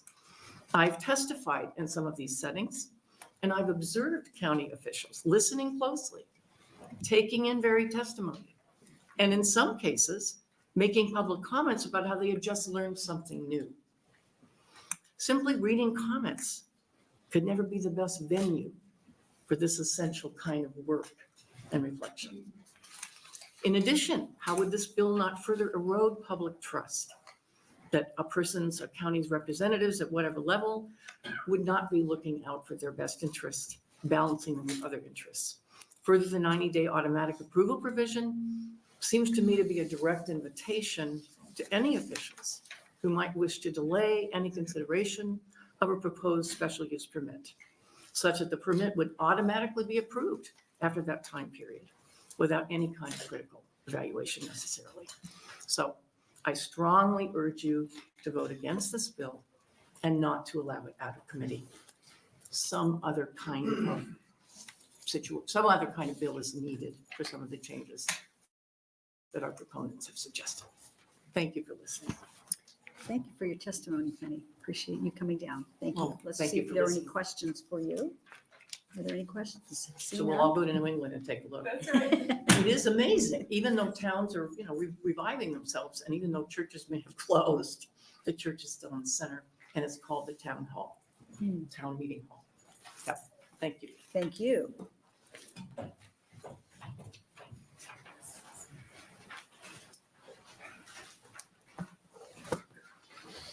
Welcome to the Government Committee. Thank you. Thank you for having me, committee members. My name is Scott Ryan Gropp, and that is SCOTTRYANGROPP. I own Grupp Law and Mediation in Wilbur and Fairbury. I also have real estate here in Southwest Lancaster County. I would tell you that I'm here in opposition of LB 1375, specifically the elimination of public hearings. And let's be honest, it's my belief as a cynic and probably a defense attorney most of the time, that the actual intent of this was to eliminate public hearing. We have found a creative way after the backlash to make it look like that wasn't the intent, but I believe that actually was the intent. So let's be real about that.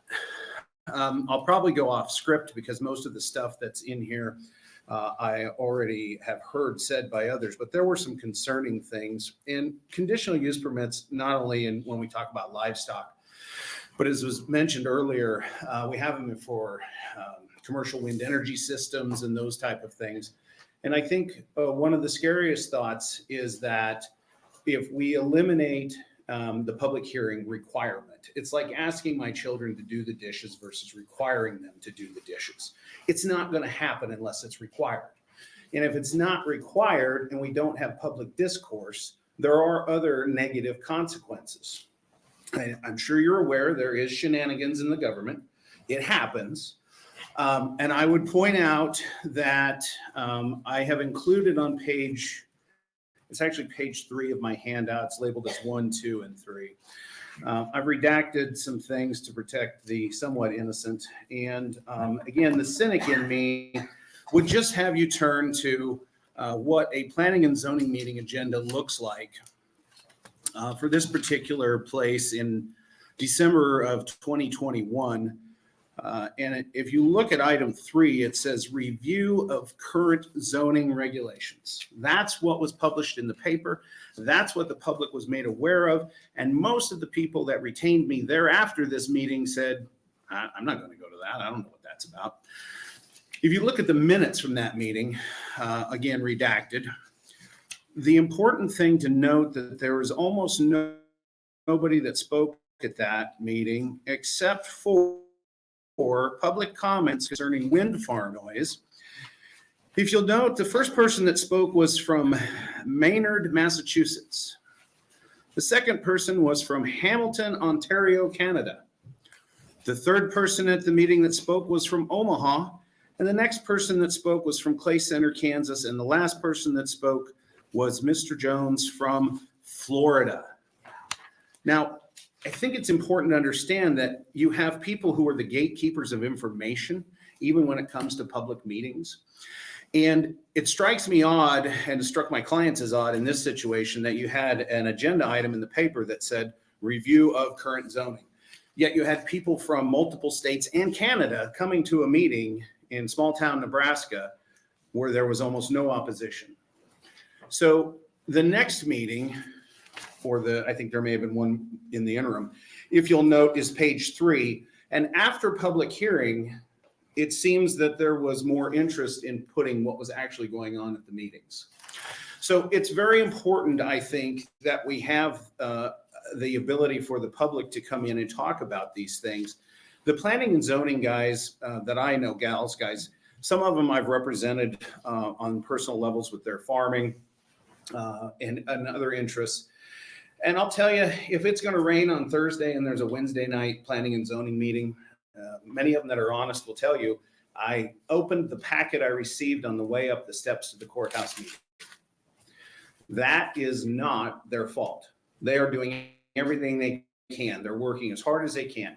We need the public meeting to make sure that there is free and open discourse about what is there. I will tell you that at some of these meetings, they have been provided information that is flat out incorrect by a planning and zoning administrator that has a certain skew to it.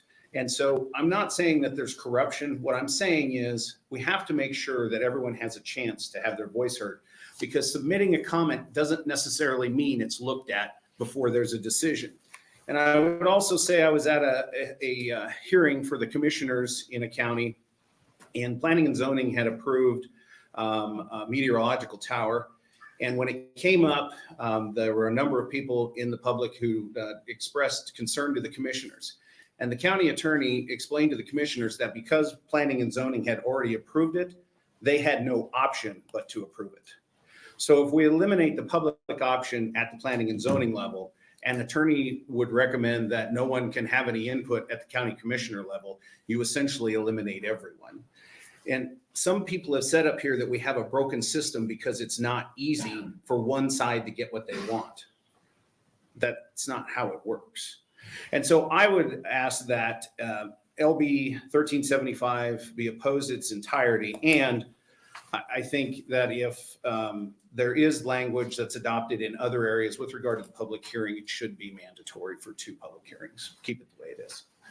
Thank you, Mr. Grope, for your testimony. Are there any questions for Scott Ryan Grope? See none?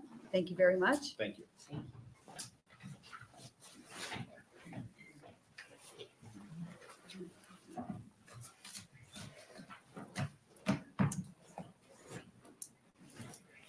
My staff Oh, needs to get okay. something to me. She That's wanted to wait okay. to in between I thought you wanted me to testifiers. move forward. Thank you I'm very working on much. it for you.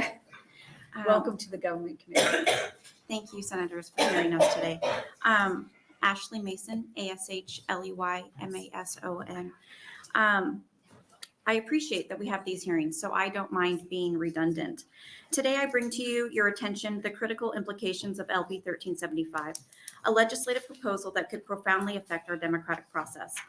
LB 1375 aims to eliminate the requirement for 2 public hearings, endangering the democratic foundation of permit approvals. The current 2-hearing system at the local county level is not bureaucratic red tape or cumbersome. It safeguards comprehensive community input and scrutiny, preventing decisions without full citizen participation. Written comment has always been welcome and appreciated by those who can't attend. When government is given the option to not hear the public, there is a known track record of the government to avoid the public. This option LB 1375 offers is very risky to all public citizens. Proponents keep saying that they want this bill to help streamline things. However, at a county level, it could change from one year to the next based on who is sitting at the county board. Reducing public hearings limits opportunities for communities to voice concerns, ask questions, and understand proposed developments. This jeopardizes thorough assessments of complex projects, potentially leading to overlooked long-term consequences for all citizens. 2 public hearings contribute to transparency and accountability, ensuring decisions undergo rigorous public scrutiny. Reducing hearings compromises transparency, enabling decisions with less oversight. If this public hearing process that has been in place for decades has actually limited the ag industry, then we would not have the thriving ag industry that is the backbone of Nebraska. The argument that we need to streamline the process to increase the ability for growth is null and void when you look at the continued growth of the Nebraska economy. While it may seem like a gray, cumbersome area to the governor and producers who want their permits approved to assure there is no loss in cost and a faster ability for them to be making money, we must remember that this process is put in place to protect the entirety of the public, including the producers themselves. While it may feel to some that these planning and zoning hearings cause neighbors to be emotional and biased, it doesn't change the fact that the process is in place for the long-term safety of all. There are also risks of unforeseen consequences, as complex projects may reveal hidden impacts after public scrutiny. Limiting hearings increases the likelihood of approving projects without understanding their long-term effects. The elimination of the second public hearing may overlook valid community objections, disproportionately affecting vulnerable communities. 2 hearings ensure their voices are genuinely considered in the decision-making process. This legislation's repercussions extend to legal challenges over rushed decisions without adequate public input. The current two-hearing requirement minimizes legal disputes and ensures thorough consideration. It was my personal experience when viewing the Gage County meetings. Tensions run high when business owners are unwilling to abide by common knowledge, friendly neighborhood rules such as being kind, respectful, honest, and having open communication with their neighbors. With this rare experience across the state, while this was a rare experience across the state, Gage County has experienced the heavy, harmful hand of landowners when they insist that their profits should have more weight on the county than homeowners. I would also like to clarify that in Gage County, law enforcement attends every county meeting, and it is not a special occurrence. You guys have law enforcement here today. I don't think you would consider it special either. This is exactly why this process is completely necessary. It is entirely frustrating to have board members that put self-interest above following the rules and laws. But the answer is to elect new board members, not to relinquish oversight and transparency to the public.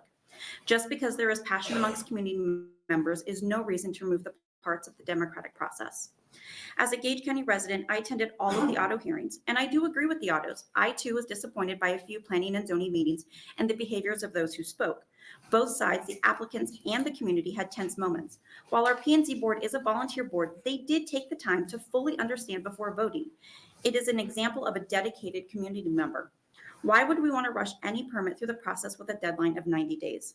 I am incredibly proud of our elected supervisors. They may have tabled the permit request multiple times, but that was to ensure they heard both sides clearly before moving forward, and thankful that in Gage County, we do have the ability to come and testify at public hearings and express our concerns. In conclusion, LB 1375's removal of our second public hearing poses a significant threat to our democratic values, public input, transparency, and accountability. As responsible citizens, we must question moves compromising the foundation of our democracy. The citizens embodied in the second house of Nebraska should have more control than the governor in shaping our community's future. Attending planning and zoning hearings is the easiest way for citizens to be active, and a 90-day timeframe is unrealistic. Let us stand united in preserving our democratic process and not let this bill out of committee. Thank you. Thank you, Ms. Mason, for your testimony. Much appreciated. Let me check if there are any questions from the senators. I see none. Thank you very much. Any other opposition?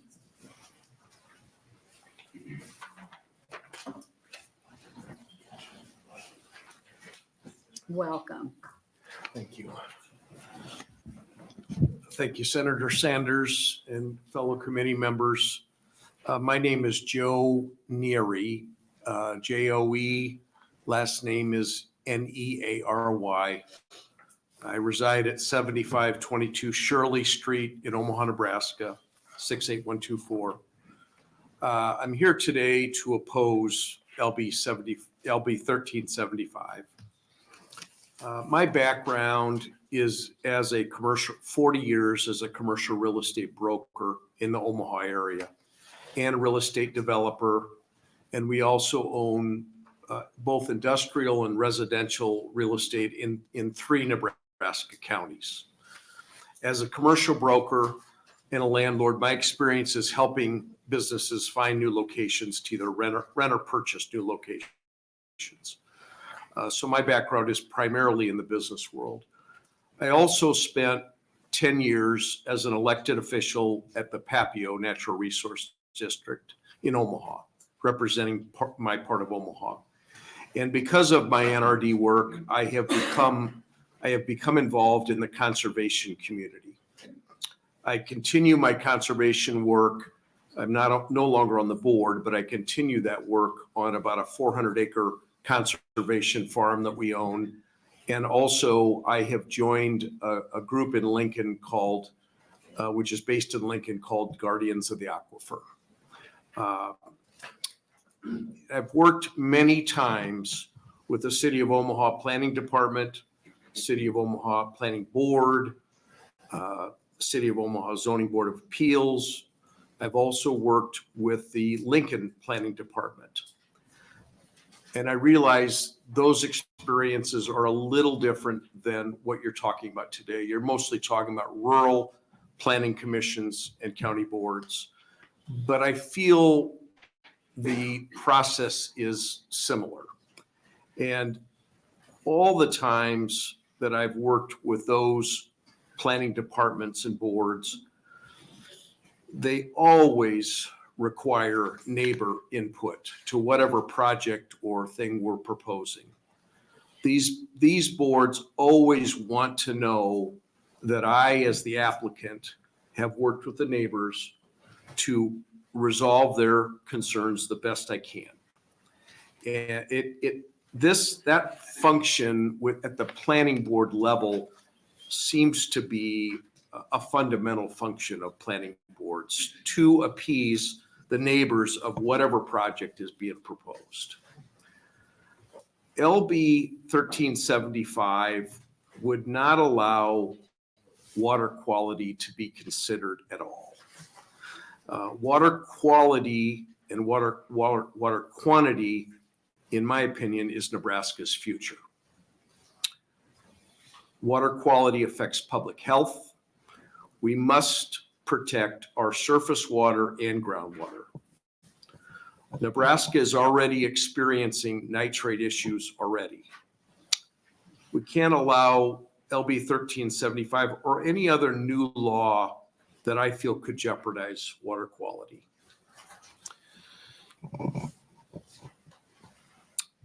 LB 1375 also seeks a 90-day limit on rural planning board actions.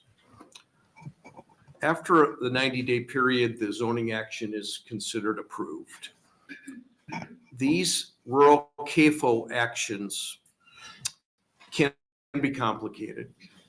90 days, in my opinion, would encourage potential planning board members to just want to get it over the 90 days, and then it's approved, and then they can say, well, the clock ran out and it's approved. And I think that could happen with an LB 1375. Iowa has already substantially damaged their water quality. It's been well written and well documented. Most of that has been through unregulated agriculture practices and extensive CAFO development. As you should all be aware, Nebraska is experiencing major issues in the Meade area from the Alt-N development. We need open dialogue and to have county planning boards that consider all issues, including water quality and public health issues, when they consider such projects. Former Governor Ricketts and current Governor Pillen think that more CAFOs in Nebraska are a solution to strengthen our rural areas. While I believe on the surface that sounds like a good idea to diversify, more opportunities for young people to return to the farms, I believe 1375 is an attempt to speed up the CAFO development. And I don't know that we want that. Mr. Neary, your time has run out. You can wrap that up. Please reject LB 1375. Perfect. Thank you. All right. Thank you so much. Don't go anywhere. Let's see if there are any questions. Are there any questions for Mr. Neary? See none? Thank you for your testimony. Spot on. Thank you. Welcome to the Government Committee. Thank you, Senator Sanders and members of the committee. I'm Linda Duckworth, Linda Duckworth. I live in Omaha. However, I am reading this testimony on behalf of Claudia Stevenson of Ogallala.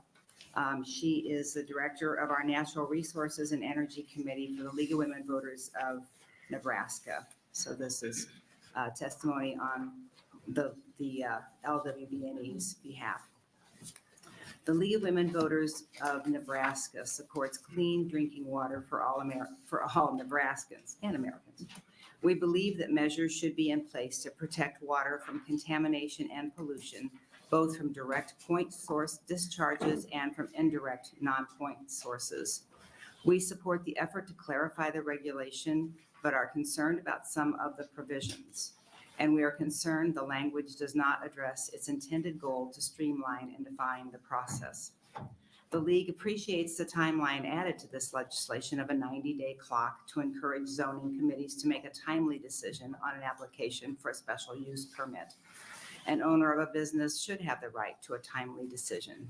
However, we object to the wording in this bill that would automatically give a yes decision or vote if the committee chose to delay its meeting time to 91 days after the application has been received, or if a county has no zoning committee or commission in place.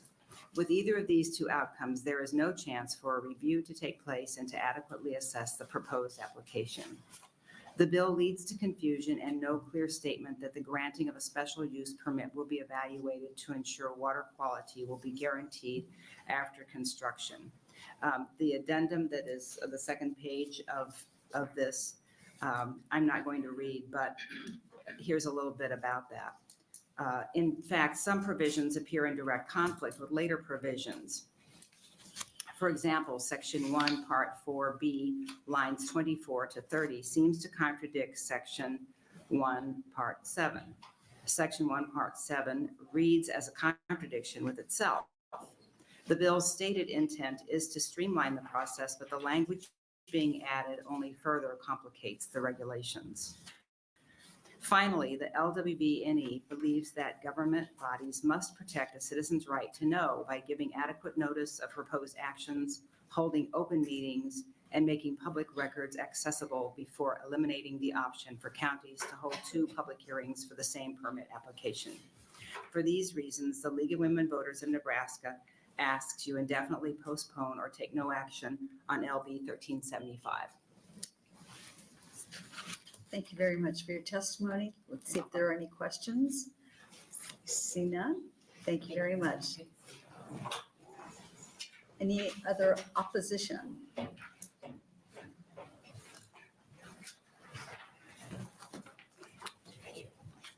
Welcome to the government committee. Thank you, Vice Chair Sanders. Good afternoon. My name is Kenneth Winston, K-E-N-N-E-T-H-W-I-N-S-T-O-N. I'm appearing on behalf of the Bold Alliance in opposition to LB 1375. The Bold Alliance works to protect land, air, and water from pollution and strongly supports efforts to protect fundamental rights to own property. And we have a number of reasons why we were opposed to LB 1375. I won't read my testimony, but I'll just kind of run through what some of these reasons are. Well, first of all, I am an attorney. I've been practicing law for 41 years, and it appears to me that the language would eliminate the ability to hold public hearings. When words are stricken, that's an intentional act by a legislative body. So I don't know how they hold public hearings when the statute does not give them authority and when it's specifically been stricken. So I just wanted to mention that.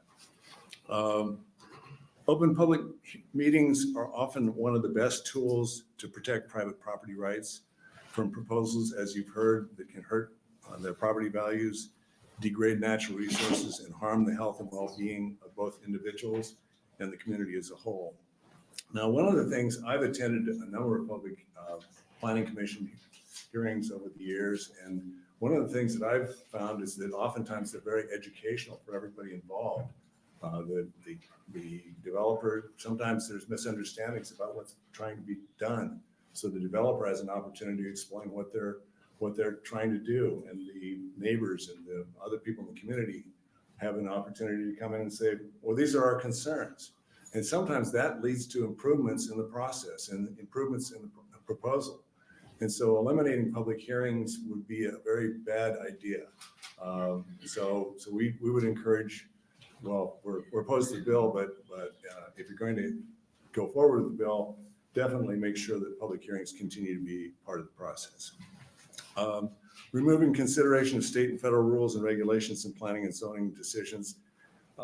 We also think that's a bad idea because if you take out the consideration of those issues, that could mean that you'd approve something that is in violation of something that's of a federal or state rule or regulation. And the way to respond to that would be to file a lawsuit. Well, I don't know, as a lawyer, I probably should be all in favor of more lawsuits, but I don't think it's good public policy to create that. Water quality issues, it's been mentioned a couple times today. Water quality is vital to the state of Nebraska. We have some of the best water resources in the United States, but we need to make sure that the water quality is protected. And there's been a lot of concern about nitrates and the health impacts of nitrate contamination. And we need to make sure that our water quality is protected. So I can't imagine why anyone would want to take out consideration of water quality issues in a planning and zoning decision. Then I guess one of the other things that I'm concerned about is if you take out a public hearing, what's going to happen with the commission? Are they going to start talking to each other in private? And will that lead to more violations of planning of open meetings laws? And if you have a violation of open meeting law, what's the remedy? You void the approval. You avoid whatever action was taken at that meeting. And that's also not good policy. And then the provision requiring deemed approval after 90 days. That could lead to poorly planned proposals being rushed through without adequate opportunity for public input. And I've personally been involved in situations that were delayed where the developer came in and said, we want to delay, we're not ready to go forward. And so this is a bad idea. And then I guess I just want to also talk a little bit about something that BOLD is working on. They're advocating for a statewide standard for all energy projects to replace the patchwork that currently exists. Simply put, we need energy parity in our state. We need energy parity to ensure fossil fuel infrastructure projects like pipelines have similar decommissioning requirements and meet the same setback requirements that renewable energy projects currently are being required to meet. This would provide certainty for developers, landowners, and communities so that Nebraska can be proudly seen as both feeding the world and providing energy to the world. For these reasons, we respectfully ask that LB 1375 be indefinitely postponed and instead convene a working group that would include industry, landowner, tribal, and environmental groups to develop policies that will encourage energy development on a level playing field. Thank you. Thank you very much, Kenneth Winston. I'm going to check to see if there are any questions. I see none. Thank you for your time. Thank you. Down here. Thank you. Any other opponents? Please, welcome.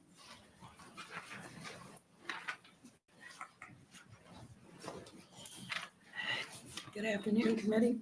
I'll try and, I have a rather rough voice today, I'm sorry. My name is Jane Egan, that's Janeegan. I reside at 7001 West Old Shady Road, Denton, Nebraska. I'm here representing the Lancaster Hills Alliance.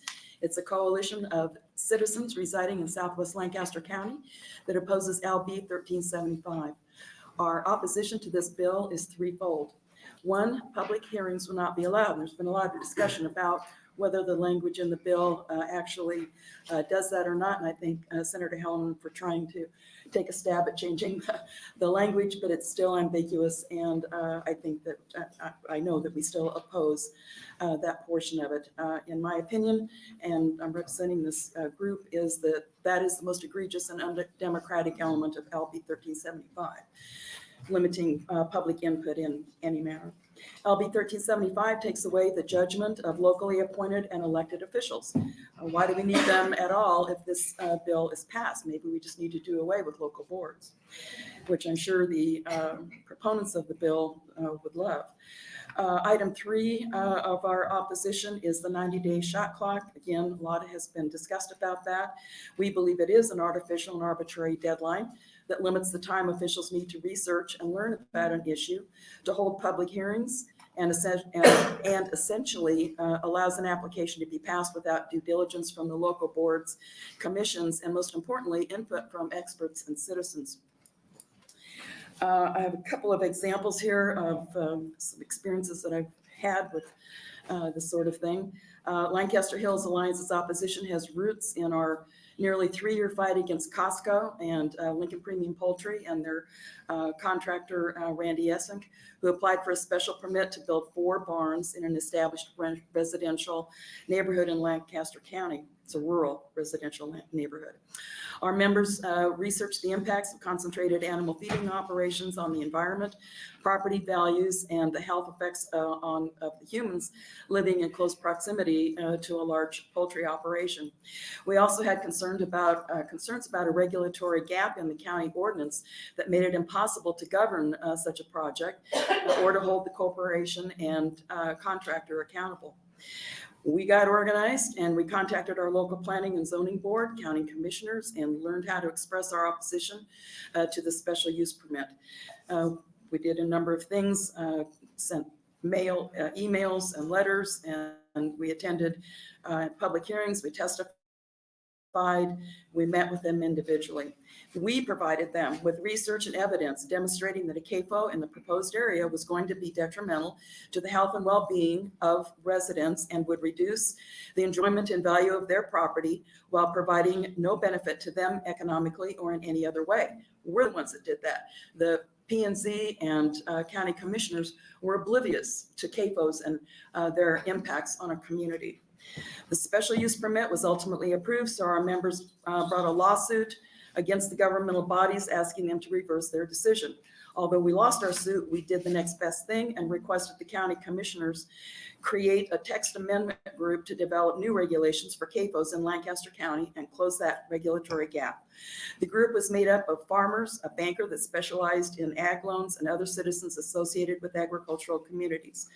Their work product resulted in the most restrictive CAFO regulations of any Nebraska county. The county commissioners approved the new regulations and they became law. We have not had a new CAFO located in Lancaster County since. The same scenario was repeated recently in Gage County. A special use permit was submitted by Otto Farms and Summit Pork to build a very large hog confinement operation in Liberty Township. Ordinary citizens, once they learned about it, organized to oppose the project. The Gage County citizens did the same thing that we did. They educated themselves and the elected officials and directly addressed their governing boards with valuable information about the detrimental effects such a project would have on their community that resulted in denial of that permit. Why am I telling you this? I'm relating these experiences because I want this committee to understand the importance of the ability of regular citizens to be able to directly address their local planning and zoning boards and county commissions to deny bad projects and to improve laws and local ordinances in their own communities.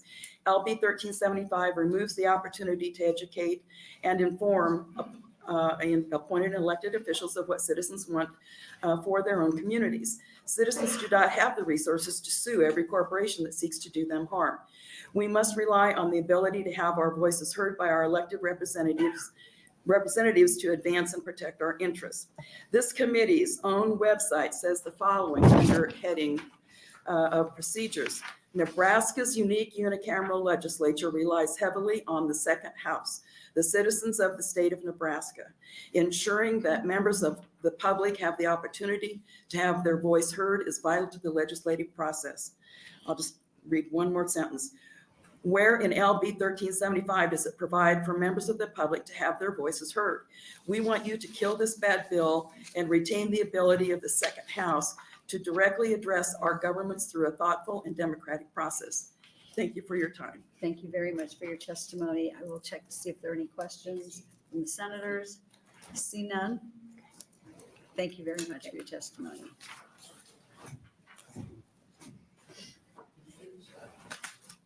Say that again. I did not, but I think I'm just going to ask a show of hands of those that would still like to present their testimony on this bill in opposition, and how many in the neutral? Okay, thank you. Welcome. Excuse me. Thank you, Senator Sanders and committee for letting us speak today. My name is Terry Acton, TerryActon, and I'm from Gage County, Nebraska, and I currently serve on Gage County Planning and Zoning. And my recommendation to you today is to disapprove the entire LB 1375 with no amendments to it. And you asked me, why is that? Because if it isn't broke, you don't need to fix it. And I can tell you, after past special use permits that I've sat through, and I've been on that board a long time, we've taken either through waivers or there was no opposition at any of those meetings or those hearings, and they went cleanly through. Now, last fall, we had a new situation come to us. There was an application presented to us. There was a local name on it, and then it was a co-application, a local name and a name that nobody recognized. So what do? You go home and you do your research. That's what planning and zoning is supposed to do. I've talked to several of our current and previous supervisors and asked them, did you ever find us very valuable in what we were doing? And they all said yes. We saved those people so much time and research, and they valued our opinions on this. So if you're on that board, you do your work. Who's the co-applicant on there? It was an out-of-state person. You just Google it and read it. If you read about this person, you will find out there's got to be consequences for your actions. That's just the way I read it. So the first one was contentious. It passed. It went through. The second one, which was news to everybody else that there was going to be a second one. I thought it was just going to be one. And previously, I had told the local applicant, if this was just your name on this, it would go through. That's how strongly I feel about animal agriculture. I champion animal agriculture, but it has to be from local farmers. And if you ask, well, what's the difference between, why was this so contention? That's it. It's right there. And the group that was in Liberty rallied around this. And to tell you the truth, the reason it didn't make it through is because it was a terrible road to situate a CAFO on. Not all pieces of property in Nebraska are good for CAFOs. Move on. It was a safety issue with a bus route. There was only one worse place in South Gage County that you'd locate a CAFO on, and he didn't own it. So that's how that happened. And so I guess I don't understand. There's a cabal of big animal agriculture coming at you today with telling you they got land rights, but they are people coming in from outside of the state. And my question is, why are their land rights supersede the land rights of the people that have lived in those communities and have paid way more taxes than they ever will? Why is that? Why is it that somebody from Iowa can come in and start plopping down hog units wherever he wants, and his land rights are being violated, whereas those people that have lived there for years, their rights don't mean as much? Why is that? And I can tell you what will solve that too. If these guys want to keep coming in with big CAFOs and plopping them down, you tell them, okay, you got one satellite. You got one satellite location, meaning if a family farmer wants to build a hog farm and he can't do it because of surrounding people or his two setbacks won't work, he can do a satellite location. I'm fair with that. After that, if you want to keep plopping down CAFOs, you need to build a home at every one of those within close proximity to that CAFO. That'll solve this. They can enjoy then the same amenities that everybody else in that Liberty area got to enjoy. You get to live it, eat it, drink it, smell it every day in that home, and just see how that works out. Well, they probably start complaining, well, I can't rent it out, or I can't get nobody to live there. Well, bingo, there's your answer. There's your answer right there. The question is, who does LB 1375 benefit? It don't benefit the small farmer. It benefits the big cabal of animal agriculture coming at us. That's when you say business, why don't you just say cabal of animal agriculture, because they're synonymous in the way it is. Small farmers aren't building. We're not building because inflation's too high. There's no money in it. How can these people keep coming in here building when they're losing money on every hog? They got deeper pockets than any small farmer. So I'm going to wrap it up. This was so bold and arrogant. I could not believe that this bill had came forward. So I please recommend all of you vote down LB 1375. Thank you so much for your testimony. Let's check if there are any questions from committee. I see none. Thank you for coming down. Thank you.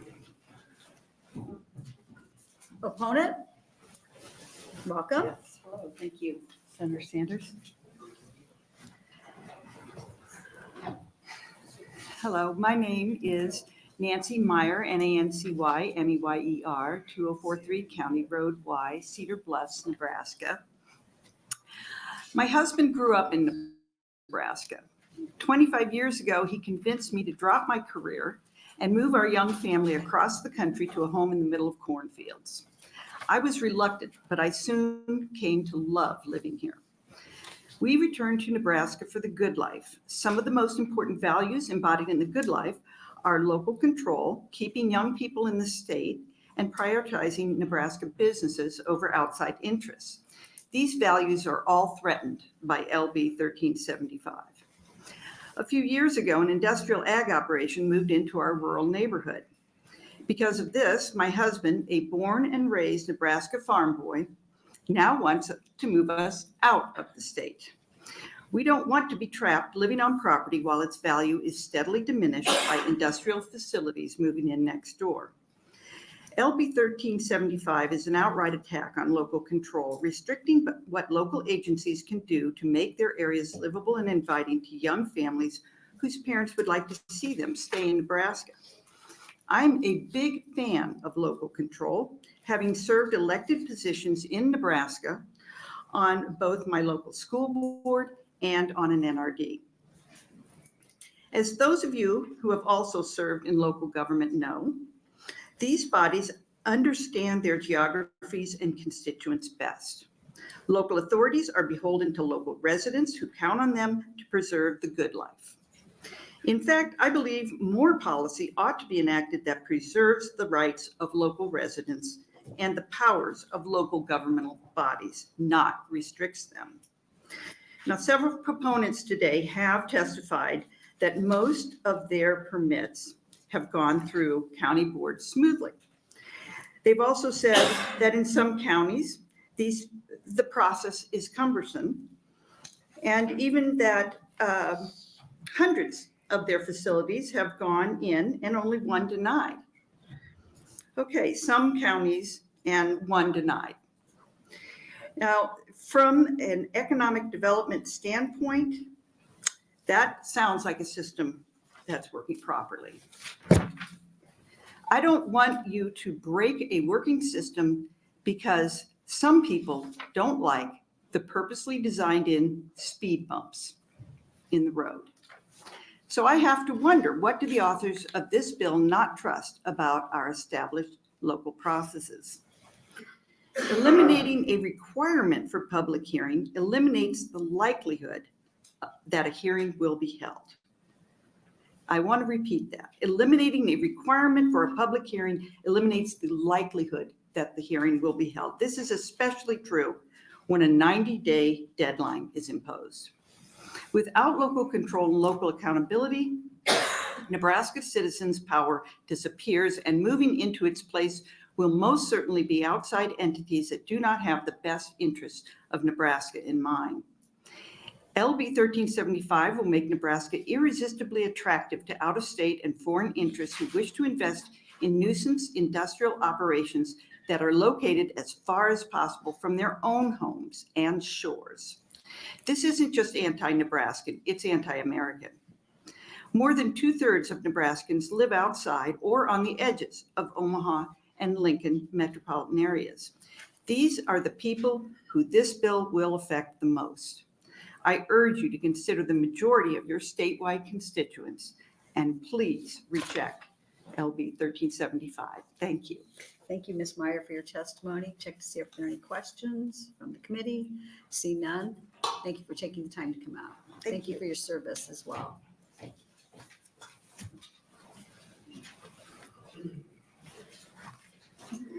Welcome to the committee. Good afternoon, long day.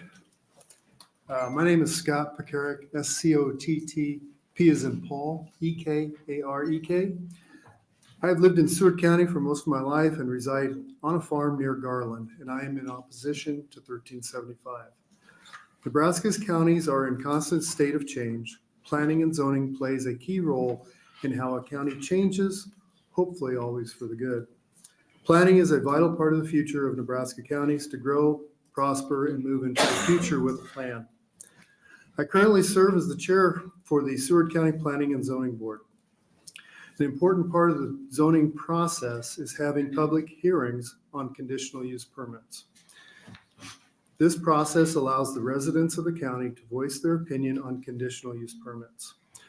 Now, today we've heard a lot about conditional use permits strictly ag related. And there's so many more on the matrix that nobody's talking about. So if we take away this opportunity for public to come in, somebody wants to put in some type of an industrial thing that's allowed in Ag 1 in Seward County. If you don't have that process available, we're not going to know about it. And it doesn't always come down to just checking the boxes, because sometimes there's so many boxes, you have a hard time figuring out where it lies. So it's not always just clear. But this process allows residents of the county to voice their opinion on conditional use permits. The process is in place for a reason. There is value in being able to express your concerns at public hearings about issues that will impact a parcel of land or a community, that people should have the opportunity to be heard. In some cases, just having the opportunity is enough. Sometimes just being heard is enough. Counties across Nebraska have their own uniqueness, such as Seward County with the Water Conservation District. Now, Water Conservation District in Eastern Seward County is a Dakota aquifer, and right now we're doing all we can to research it and figure out how we can preserve that natural resource, because it's not like the Ogallala aquifer that's just west of us. Just a little bit east of Seward, you go west, you're in the Ogallala. You go east of Seward, you're in the Dakota, and it's completely different aquifer. So we're working really hard to try to figure out how to preserve that natural resource.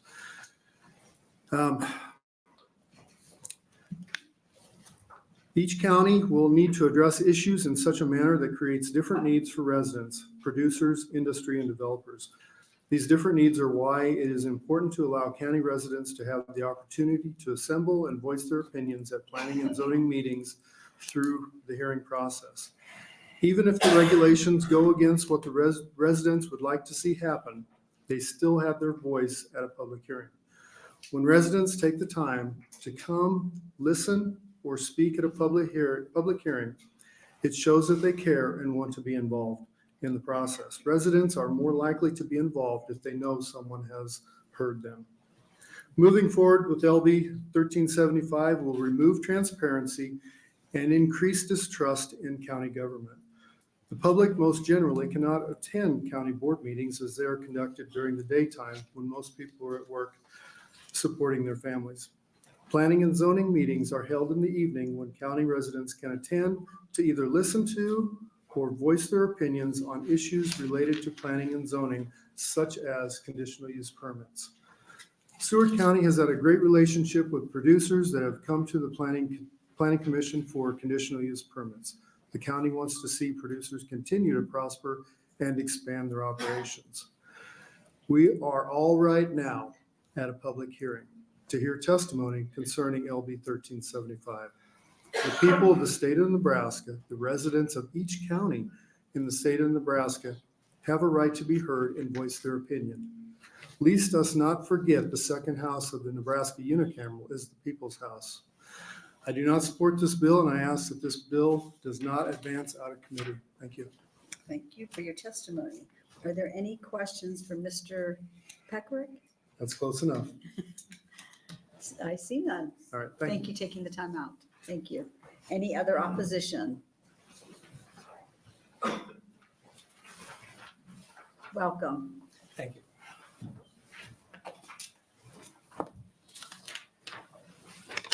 I'll be brief. Hello, my name is Andrew Tonies. Andrew, Andrew Tonnies. I'm a rural resident near North Bend. I have a small diversified farm of hogs, chickens, fruits, and vegetables, which I sell at area farmers markets. I am active in my community. I serve on the Farm and Community Advisory Committee for the Center for Rural Affairs, and I also serve on the Board of Directors for the Lower Platte Park Natural Resource District. However, I'm here today to speak to you as a concerned citizen. Of all the levels of government, local governments are the best situated to be responsive to their constituents' needs. LB 1375 will limit public participation in the decision-making process at the local level. If adopted, this bill will lead to a disconnect from communities who will not have their concerns and needs adequately heard or addressed. Especially at the county level, our government is designed to balance the needs of the individual with the greater good of the community. This bill will tip the scales away from the community. If a handful of times in a handful of counties, a company seeking a county permit cannot make a compelling case for themselves, that should not be cause to mandate changes to every county's zoning rules. This bill is unnecessary, and this bill is overkill, and this bill will lead to poor governance. I respectfully ask that the committee reject this bill. That was fast. Thank you very much for your testimony. We've all heard a lot. It's been a long day. Let me make just any questions for Mr. Tonis? See none. Thank you again. Thank you. Welcome. Thank you, Senators, for taking your time. I appreciate the ability and the allowance of me to be able to come in here and testify in person. That's my best and most adventurous way of doing things. Senator Halloran probably knows. With that, my name is Robert Bernt, R-O-B-E-R-T-B-E-R-N-T. I'm from Spalding, Nebraska. It's about 165 miles northwest of here. I have 12 children, 16 grandchildren. That's why I'm here. I have a diversified farming and ranching operation. I have dealt with conditional use permits in several different incidents. I have a meat processing farm on my place. I have a cheese processing farm on my property. So I have the beef, pork, and the dairy operation. So I've dealt with this in several different entities, but I think what we've heard is emotion. Emotions rise at these meetings, and I've seen it and I've witnessed it. Did emotions come about when our forefathers drew up the Constitution of the United States? Yeah, they got very emotional. And what become of that was great. One of our best followings that we can have. One of them is the freedom of voice. Our voices need to be heard. Putting them on a piece of paper doesn't cut it. And I've experienced that recently in our zoning board. We had a public hearing. And at that public hearing, the gentleman was there to testify of his experience with a local operation of CAFO that went in. That CAFO was able to put in and implement a half-mile property boundary line using the neighbor's property to where they were not allowed to put manure on their own property. But yet that operation could spread his manure up to the fence line, all the way around his section. So he had 4 adjacent landowners that were not allowed to use their property to put their own manure on. And that came out at the public hearing. It wouldn't have if we wouldn't have had that. And therefore it was stopped. The second experience I had recently was a young lady here from Bassett. I was there in Rock County at that hearing, and it was a very good, very well run meeting, a lot of discussion. And what happened was they got an invite to go visit the operation. Took them more than 90 days to put that visit together, but they went there and they visited it, came back and made the decision not to support it. Those are the things that need to be done at these hearings, and they have to be done publicly. My experience with them is they will avoid at all costs to having that public hearing. We recently had a public hearing that was not advertised properly. So we forced them to go back and have another second hearing because it wasn't advertised properly. So if they don't want to have that hearing, in my experience, they don't want to have it. That's what will happen. You will end up with, my son operates an agritourism operation. He put himself through Chatham State College with it. And we've talked a lot today about our resources, natural resources. He generates $50,000 a year over 4-month summer income for his college. All right. We don't want to see that destroyed with these operations going up in our part of the Sandhills or anywhere. But it's pretty ironic when today we're sitting here, we're having this discussion about this, and we're hearing about the waters, and we're hearing about the possible contamination, but our governor agritourism convention is in this city at this very minute, trying to promote agritourism in our state. Do you know where we're ranked for agritourism in Nebraska? 50th. 50th. And we're willing to jeopardize the future of that by allowing this to continue? It will jeopardize it. Nobody will come to our little Cedar River to tank on it or canoe on it or kayak on it if they have to put up with the smell and the odor or the contamination in the water. So that's something we need to elaborate on, and we need to look forward down the road. If we want to increase the economics in rural Nebraska, that's when we've got room to go with. We've had nothing but up. And there's a lot of money out there that people want to spend on recreation. Let's allow them to do it. Very important to have that public meeting. It's very important not to rush the situation. Let them take their time. Only good comes from a good debate, not bad. Thank you for your time. Thank you for your time. Appreciate it. Right on time. Hold on just a moment. See if there are any questions from the committee. Senator Hunt. Thank you, sir, for being here today. Can your son teach me how to make $50,000 in 4 months over the summer? I'd like to know more about that, but maybe he could reach out to me. Thank you for your I wish he could teach me how to do it. Seriously, everybody here. But he Thank has you. absolutely done that. And it's not a fabrication. He's looking it up. He's looking forward to building that. He's marrying a young lady. They're going to start a family, and they're going to do nothing but that. So his time spent at Chadron and what he was wanting to do there has went out the window. And now he's looking forward to generating more income using agritourism. It's a very, very, very ludicrous business that we can draw people into the state from. We don't have to think about CAFOs and those things that come in to do that. You know, in our situation where we've brought added value to our dairy operations, the cheese and our beef with a lot, you know, we brought our children home. So out of our 12 children, we've got 7 of them that operate there daily with us. Wow. So it's important that we, as everybody previous has spoke to you about, and it's very important that we take our time and look at this. We can build our state the way we need to build it. We need to reestablish our rural economy, and we need to do it the way it was intended to be, and not by bringing in these operations that are doing nothing but depleting them, and they've had done that in the history shows. Thank you Thank again you. for your testimony, and congratulations to your son and his fiance. Well, thank you. Are there any other questions? I see none. Thank you for your testimony, Robert. Are there any other opposition? Please.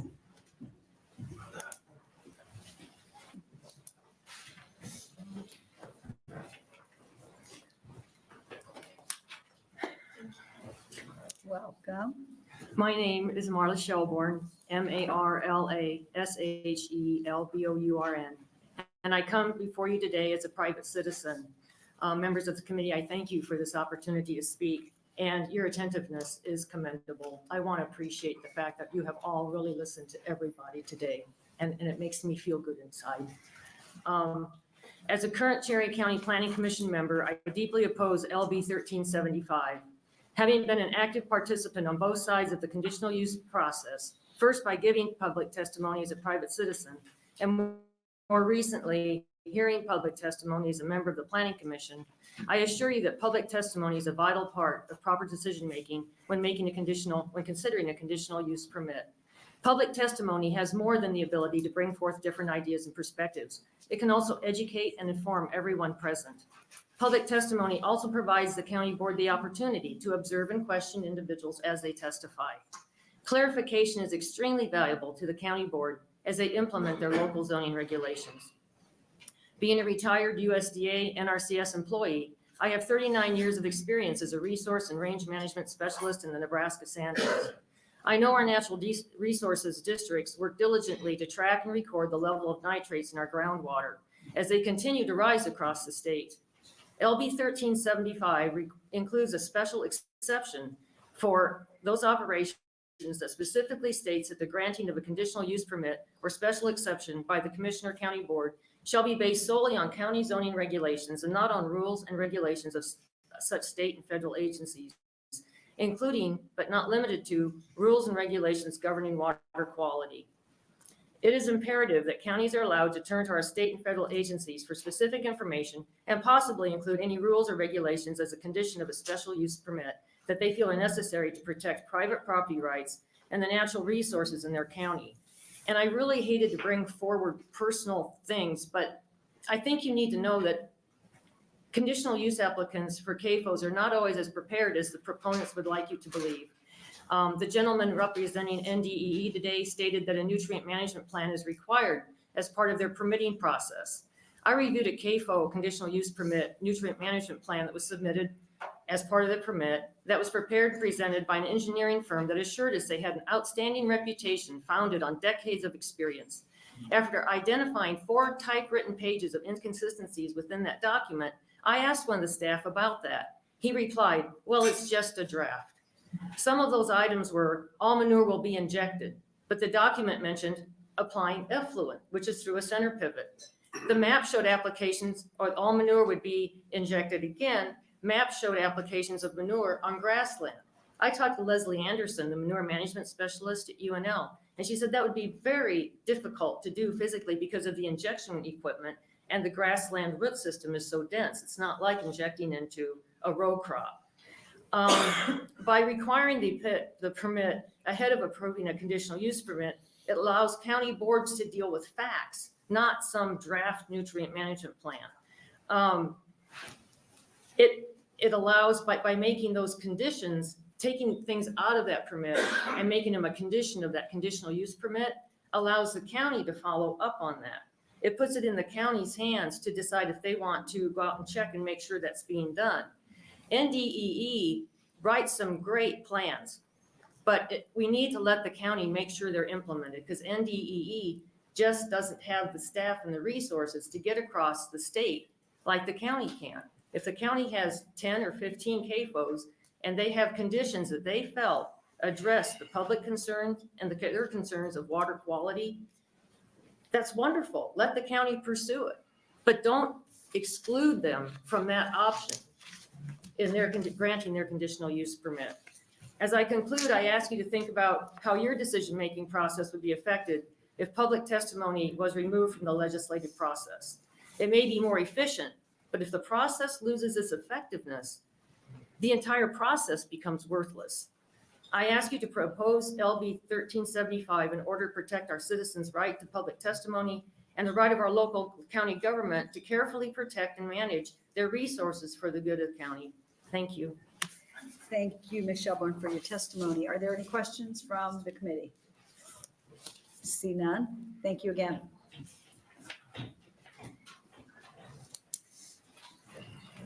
Welcome. Thank you. My name's Robert Shelburne, ROBERT-SHELBOURN. And thank you for this chance to express my concerns regarding LB 1375. I have made a living in the agriculture industry in the Nebraska Sandhills for 65 years. My entire life, with 62 of those years spent in Cherry County. I understand the importance of clean water and also the need to allow the public to speak on local issues. This country was founded on the right of the people to voice their opinion. LB 1375 takes away our right to speak and provide public testimony at a conditional use permit hearing. The applicant of a conditional use permit and the county board need to hear from the people whose lives and personal property rights will be affected as a result of the conditional use permit. To disallow the science-based rules and regulations of our state and federal agencies and only allow the county zoning regulations to be considered when granting a conditional use permit or for a confined animal feeding operation is extremely concerning. The knowledge of the county planning commission board members is not adequate to accurately capture every scenario in the zoning regulations that could negatively impact by the confinement feeding operation, especially in sandy soil. Our groundwater in Nebraska is very important. Yearly water supply samples by our natural resource district show we already have problems with nitrate contamination in groundwater, especially in eastern Nebraska. This makes it even more important that the state does not limit our county boards in any way as they work to ensure a conditional use permit, if approved, will indeed become a compatible use as defined by our zoning regulations. The bill should encourage counties to seek out state and federal information, not exclude state and federal rules and regulations from being a condition for granting the permit as LB 1375 currently requires. This bill has the potential to affect our entire state as a devastating way by removing the public voice from decision-making at the county level and limiting the county board's resources that can be used to the decision-making process. I ask that you not advance this bill. Thank you for your time and consideration. Thank you for your time, Mr. Shelburne. Let me check to see if there are any questions from the committee. See none? Thank you very much. Are there any other opponents?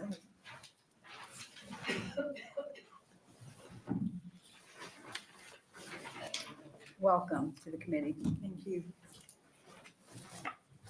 My name is Jennifer Suhr, JENNIFERSUHR. I am here as a lifelong resident of Nebraska and a concerned landowner. Thank you for this opportunity to address your committee. LB 1375 deprives the public the right to speak at a conditional use permit public hearing.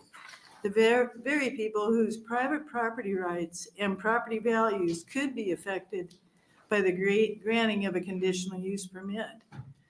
Zoning regulations are in place to protect all people's property rights. I ask you a question. Why would someone want to deny a person's right to speak, to provide information on why they feel they will be affected by a conditional use permit? The knowledge and insight of people who work and live in a county is extremely valuable. They understand the fragile nature of their environment, and they know which direction the wind comes from during the seasons of the year. Their perspective and knowledge should be welcomed as part of the conditional use permitting process instead of disallowed as LB 1375 states. With the massive amount of private financial backing and government funding now available to some projects that require conditional use permits, it is even more imperative that private citizens keep their voice. Attempting to streamline this process will lead to inferior decisions being made. Often, streamlining is just another word for fast tracking. Forcing counties to fast track a conditional use permit only opens the door for additional litigation, costing both the applicant and the county. Being one of the fortunate states that sits above the Ogallala Aquifer, Nebraska's priority should be protecting our groundwater quality.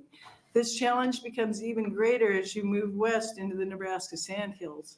The sandy soils of this great expanse of grassland are extremely susceptible to leaching of contaminants directly into the groundwater.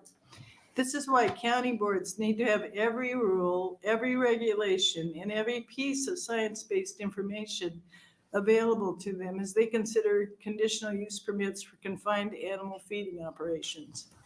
Grand Island has struggled to reduce their groundwater nitrate levels. This is a slow and expensive process.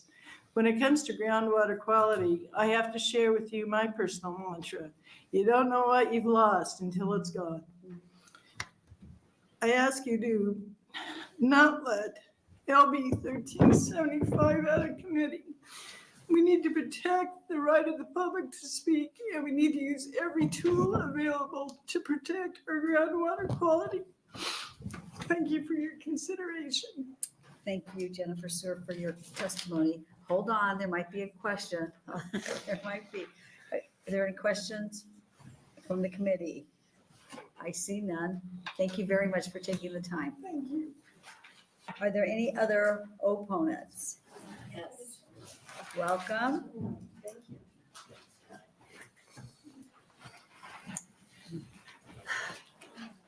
My name is Pam Wakeman, PAMWAKEMAN. I live in Lancaster County in a rural part. A lot's been said today, and I don't, and a lot's been said a lot better than what I could probably say. But a couple of things have struck me that since I'm here, I might as well share with you. I looked up the definition of conditional use permit and found that it's a zoning exception, which kind of confused me. Because if government agencies and have zoning, then why is there need for an exception? Why isn't zoning in place to put these CAFOs, which are not agricultural, they are industrial, in places where people are living? And why is there so much interest in this? This seems to be the focus of the whole bill, and it does frankly smell of conflict of interest. I have been before the Lancaster County Planning Commission twice myself. The first time was a neighbor literally in my backyard across the pond was having large 300-person weddings on weekends with bands and tents and fireworks and a lot of drinking going on, and they didn't realize they needed a permit, which was susceptible. I won't go into all the details, but that was the first time I went before the Planning Commission. The second time was the CAFO that does currently exist in Lancaster County. In both cases, there was information that the Planning Department did not share with the Planning Commission, or the information that they did share was erroneous. And it may not have been intentional, but it certainly had an impact on what the Planning Commission's information was that they were making their decision upon. So it was very important that people did speak up, and it did make an impact. In both cases, I wasn't necessarily happy with the outcome, but I can say that I did feel like it was a success, because as a citizen and a voting citizen and a tax-paying citizen, I just didn't let things happen without having some kind of say in what was going on. So the fact that I was participating in the democratic process was gratifying to me. It was a long process, but it was a necessary process. To streamline, which currently is in this bill, seems to me to be counterproductive and opens the doors for corporations and special interests that have a lot more money than I do to take unfair advantage over people like myself and others that have spoken, who have property, who are taxpayers. We did go to court with the CAFO that is in Lancaster County. Unfortunately, it was not a successful outcome, but there again, it was citizens not just rolling over and letting somebody else tell us what they were going to do because they had more resources. So it's not an ideal process. I really have sympathy with all the environmental agencies that I went to visit when trying to gather information and educate myself about the possible pitfalls of CAFOs. They are understaffed and underfunded, just like most of our government agencies are. And unfortunately, the environment shows that is occurring. I do strongly urge you not to support LB 1375 for all the reasons that have already been stated. I thank you for your time and your attention, and would be glad to answer any questions if you Thank you, have Ms. any. Wakeman, for your testimony. Let's see if there are any questions. They've worn down. We've been worn down. Thank you so Yes. much for coming in. Appreciate it. Opposition? Opposition. Welcome. Yeah, I have a migraine, so I'm hoping these glasses will look, because my writing is blurred now. Take your time. And I'm writing on the pretense that I assumed that they are not going to allow public hearings.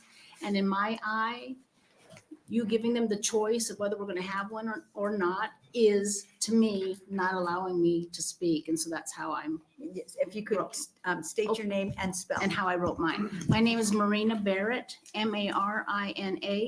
Barrett, Barrett. I live in Crete, but I'm actually in Lancaster County. So good afternoon, senators for the Committee of the Government, Military, and Veterans Affairs. I just wanted to say, I served my country for 23 years in the Army. I was born into the military because my father served 32 years. I was enlisted soldier, and then I was an officer. I also worked for the Veterans Hospital and their clinics as a nurse, and then Veterans Affairs on the benefit side. So I'm very experienced with your committee. I'm sad that I'm here again to defend my rights as a citizen of Nebraska. We know why we are here, and that is the sole purpose of the government to mute the public, or should I say, not to be able to speak when we have public hearings. So here I am in front of you to defend my rights as a citizen of Nebraska, which I should not have to do. It clearly shows that corporate companies such as Costco, because of their CAFOs, are telling government officials how to mute the public from public hearings and in public hearings in the future, which is what LB 1375 will do. We are concerned Nebraskans, and that is why we are here. We pay taxes, and the government positions are paid for by the taxes of the people of Nebraska, which means the government works for the public and not solely for the governor's personal agenda.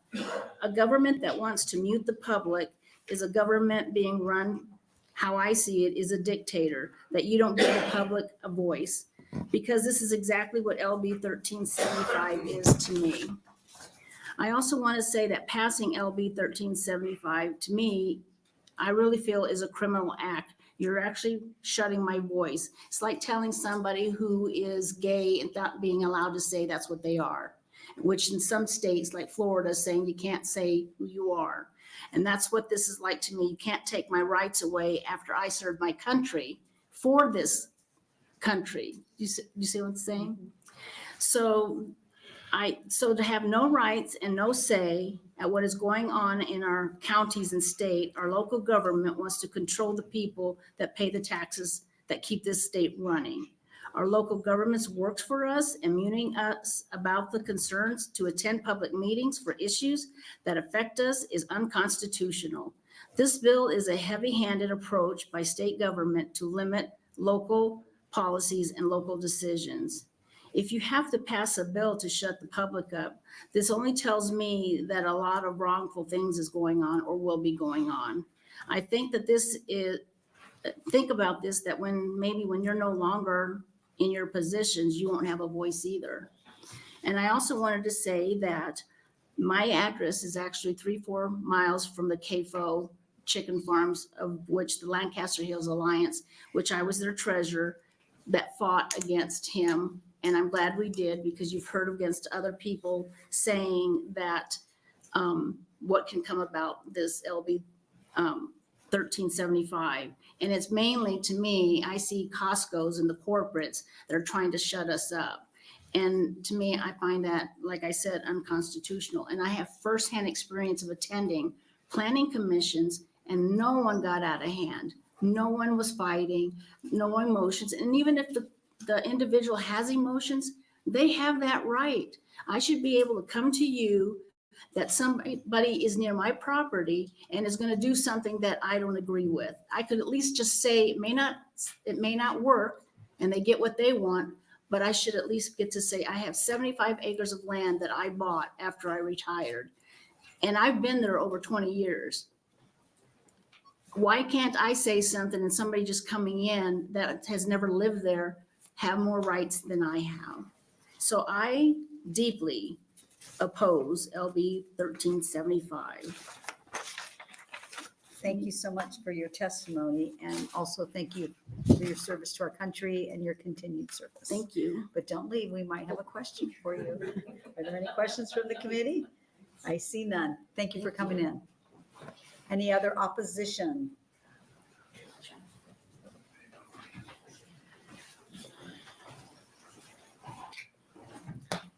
Welcome, and thanks for waiting. Well, good afternoon, Senator Sanders and members of the Government Committee. For the record, my name is John, John Hanson, Hansan. I'm the president of Nebraska Farmers Union, our state's second oldest, second largest general farm organization. So for me, if my count is right, I think this marks about 49 years that I've been coming before this committee and talking about planning and zoning issues. So I helped organize and establish. I was one of two folks who led the effort in Madison County to organize planning and zoning and get our county up and running in the mid 70s. As president of Farmers Union, when I started in 90, we started helping counties who wanted help setting up planning and zoning. And so in a period of years during the 90s, for about 3 years, that's about all our staff did, is to help get different kinds of options out to planning and zoning options out to local folks and have them look it over and decide which one was the best fit for them based on what they wanted and how they wanted to go at things. So we helped an awful lot of the counties in Nebraska get set up with planning and zoning. So I have been in the middle of planning and zoning issues for a long time. In my organization, issues that are important to us that run right through local planning and zoning. So they include pipelines, they include livestock zoning, they include renewable energy. And so if you can find somebody that's been in the middle of more different kinds of local planning and zoning battles than our organization, good luck. I'm not sure who that would be. So here's what a little bit of what it is I think we've learned is that when you think about planning and zoning, it's really the collision of perspective and interests. And so how do you modify that? How do you work through those differences? Well, first of all, you have to say up front, this is a open process. Everyone's voice is going to be heard, and it's a you all come and let us reason together. And you learn stuff when you have to listen to people that you strongly disagree with. And you have to think, why are they thinking this way? Why are they looking at it this way? And good planning and zoning protects public health, protects public safety, and brings together the collision of different interests and ideas in order to be able to move things forward in a positive kind of way. And so what is it that we've learned? The Department of Energy, the U.S. Department of Energy, Berkeley, did a study on how folks thought about renewable energy regulations. And what they found was, I think, what I've kind of always known about all of the other planning and zoning issues that we've been involved in. And that is, it is critical for people to feel like their voice is heard. And they are much more likely to accept the outcome of those conflicted processes if they think their voice has been heard. And even though they didn't get their way, if it was a fair and open process and their voice was heard, they were much more willing to accept the outcome. So I look at 1375 and say, does that leave us better off or worse off than where we are now? I think it's worse off because you're saying that we're going to have a 90-day outcome, and then we're going to, in order to get there, we're going to have to reduce the amount of public hearings and meetings that we have and process that we use, because all of those things, as you look at due process and posting, cost time. So we're going to say we're going to speed up the process, and it will come at the expense of public input and the opportunity for face-to-face meetings. And as contentious as it is still the best system possible. And I have negotiated an awful lot of difficult public conflicts in my day. And you can never do that by sending letters back and forth and just using letters in lieu of public input, because letters are by themselves a silo. They're not widely shared. You don't experience them. You don't feel them. You don't have the same impact as direct verbal contact back and forth as human beings. And so a lot is lost when you just use written word instead of shared conversation. At the end of the day, are we better off with this than what we have now? And we say clearly, no, we are not. And so we urge the committee to not move this bill forward. And with that, I'd end my comments and be glad to answer any questions if you, at this late time of day, would have any. Mr. Hanson, thank you for your testimony. I do have one question. You said you've testified for 49 years. Are you going for 50? Well, in my organization, you sign up for a 2-year hitch. So there is a fairly good chance I might make it to 50. Awesome. Thank you for your service. Let me check to see if there are any questions. Senator Halloran. Thank you, Vice Chair Sanders. I've seen you in the audience, not just here, but in many committee hearings, and I saw you in this one, and I was looking forward to listening to some sage wisdom from someone older than me. So, but anyway, that aside, here's the conundrum. Aside from I don't disagree with you, I think public hearings are necessary. Sometimes there's a little bit of redundancy, but that's okay. But that being said, in my dream world, we would let's go back to the root conversation we're having here, primarily around CAFOs, right? In my ideal world, we would go back to small family farms, right? 160 acres, a couple beef cattle, a few dairy cattle, small flock of chickens, some hogs, and there would be a lot of them. So we would be spreading out the waste naturally because of the small nature of those small units of farms.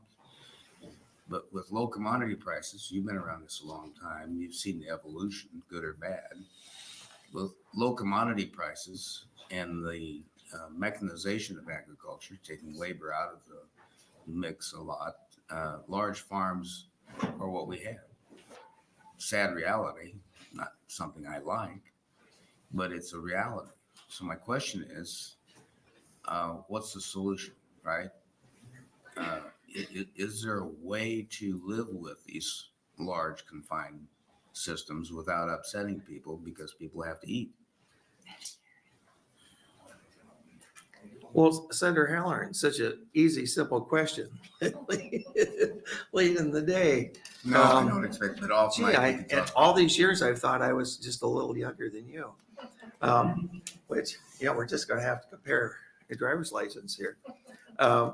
Well, the real proliferation of a lot of the conflict that happened in the late 90s, for example, with the development of a lot of the mega hog operations, which, to your point, that is what drove a lot of the counties to say, we have to get planning and zoning set up.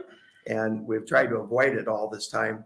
But if we're just going to have these big out-of-state operations coming in and locating, we have no control at all. We're way better off, all things considered, to have a local planning and zoning system and set up some standards and try to, work out these conflicts in advance, so that we also have some say.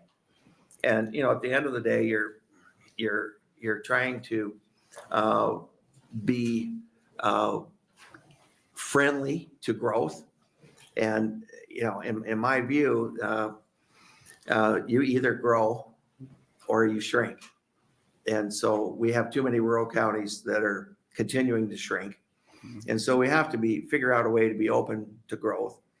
And so with the proliferation of sort of the industrialized model, it's really put a strain on kind of our old way of thinking about, when I was milking cows and I was young, there were 3,450 dairies in Nebraska.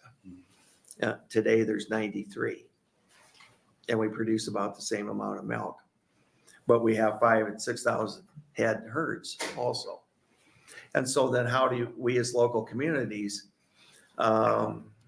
accommodate these massive operations who are not anything like the dairies when I was dairying? When I ran out of milk filters, I could find milk filters from one of my 4 neighbors that also milk cows in less than 5 minutes. And now there's not 4 dairies in Madison County. And so that bigness really strains our process. And then, to me, you have to recognize what it is you're dealing with. And it's in an industrial level that is, when you have a 5,000 head dairy, that's altogether different than a 100 head dairy. And so the potential for conflict with neighbors, and a lot of this goes back to the business of, regardless of how big you are, you still need to figure out how do you get to the bottom line where you're still a good neighbor. And that is a challenge. That's the challenge, and I don't have the solution, but I'm just suggesting that we're probably not going to trend backwards on the size of farms. I don't see that. So we encourage farms of all sizes. The biggest growth in my membership are the really small folks that have a very small amount of land and are able to do direct marketing, because the price of land today is just too high for average folks unless they come from a farm But you'd family. have to admit the bulk of food is not going to come from those. That's right. All right, I'm not trying to make an argument here. I'm just trying to strike Nope. some reality. And I don't like the fact it's gotten large. I would rather it hadn't, but we've got to find some way, and I don't know what that is, some way to accommodate it so that we're good neighbors and we can still produce food because we need food. And going back to what I said earlier in terms of public health and safety, that includes protecting the water. That includes protecting the environment, and all of those things still have to be done. And you put your finger on, I think, one of the real conflicts of modern agriculture is how do we still accomplish all of those goals? I'll share my driver's license with you when we're done. Are there any other questions for Mr. Henson? See none. Thank you very much. Thank you. Are there any other opponents? Welcome. Hello. Good evening. Are we already? We Wow. Okay. Hello, my name is Edison McDonald, EDISON, MCDONALD. I'm here representing GC Resolve. We work on regenerative agricultural development. And Senator Halloran, to your question, what is the alternative? It's not the complete answer, but part of the answer is regenerative agriculture, making sure that we are producing better yields using some of those tools, and a diversification of crops are two of the key components that I think are really significant. I know it's working on my farm, so I think that's part of the potential solution.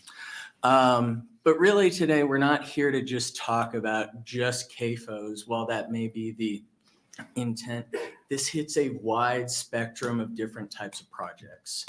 And conditional use projects or permits are the exception, not the rule. And from what I've seen, for the most part, conditional use permits typically are for newer types of projects and projects that are very complex. One of the benefits of our current process is that it really allows for us to go through that and think about it and work on it. Folks have talked about how they're frustrated because they'll come in and they'll say, well, we're following the rules that are set. Well, the rules aren't created with them in mind. They're not meant to address some of these big new types of projects. And so we depend on our local county officials to operate in best judgment, to think about these projects, think about the implications. I think in particular with CAFOs, especially across the eastern portion of the state, we have seen a huge evolution in how our counties have worked with them, because as in particular Costco came in, we saw so many hearings where these county boards had concerns, but the infrastructure wasn't there to go and address them. They hadn't thought through these types of projects. So ensuring that we have that opportunity to have that discussion and really be thoughtful. Also flip on the other side and talk about not only have I opposed projects, I've also supported projects. And there are so many things in here that just really break down the process. If you're coming in and you're trying to develop a complex new type of project, you need a lot of dialogue. You need to be able to have a lot of conversation. And that needs to be not only with your elected officials, but with the public at large and with opponents. As we see consistently throughout hearings, hearings make for better bills, they make for better projects, they make you think things through. And I think that's really why this process is here. It helps us to go and really think about how can we develop, and I'm really surprised John Hanson didn't mention good neighbor policies, but it's important to make sure that we have those interactions. One of the things that we've really seen is, especially as you heard today, project developers who come in from out of state, frequently with large corporations, multiple shell companies who have not worked with the local community. They have not developed the relationships. They have not addressed those issues or those questions, and they're not familiar with them. What I've really found interesting as I've seen this develop is that so many different angles, different ideas, concerns come to light. Things that, I think other folks, unless you live there, you wouldn't know. You wouldn't know that a certain road gets washed out. You wouldn't know that when a school lets out, the high level of traffic that you would have to deal with.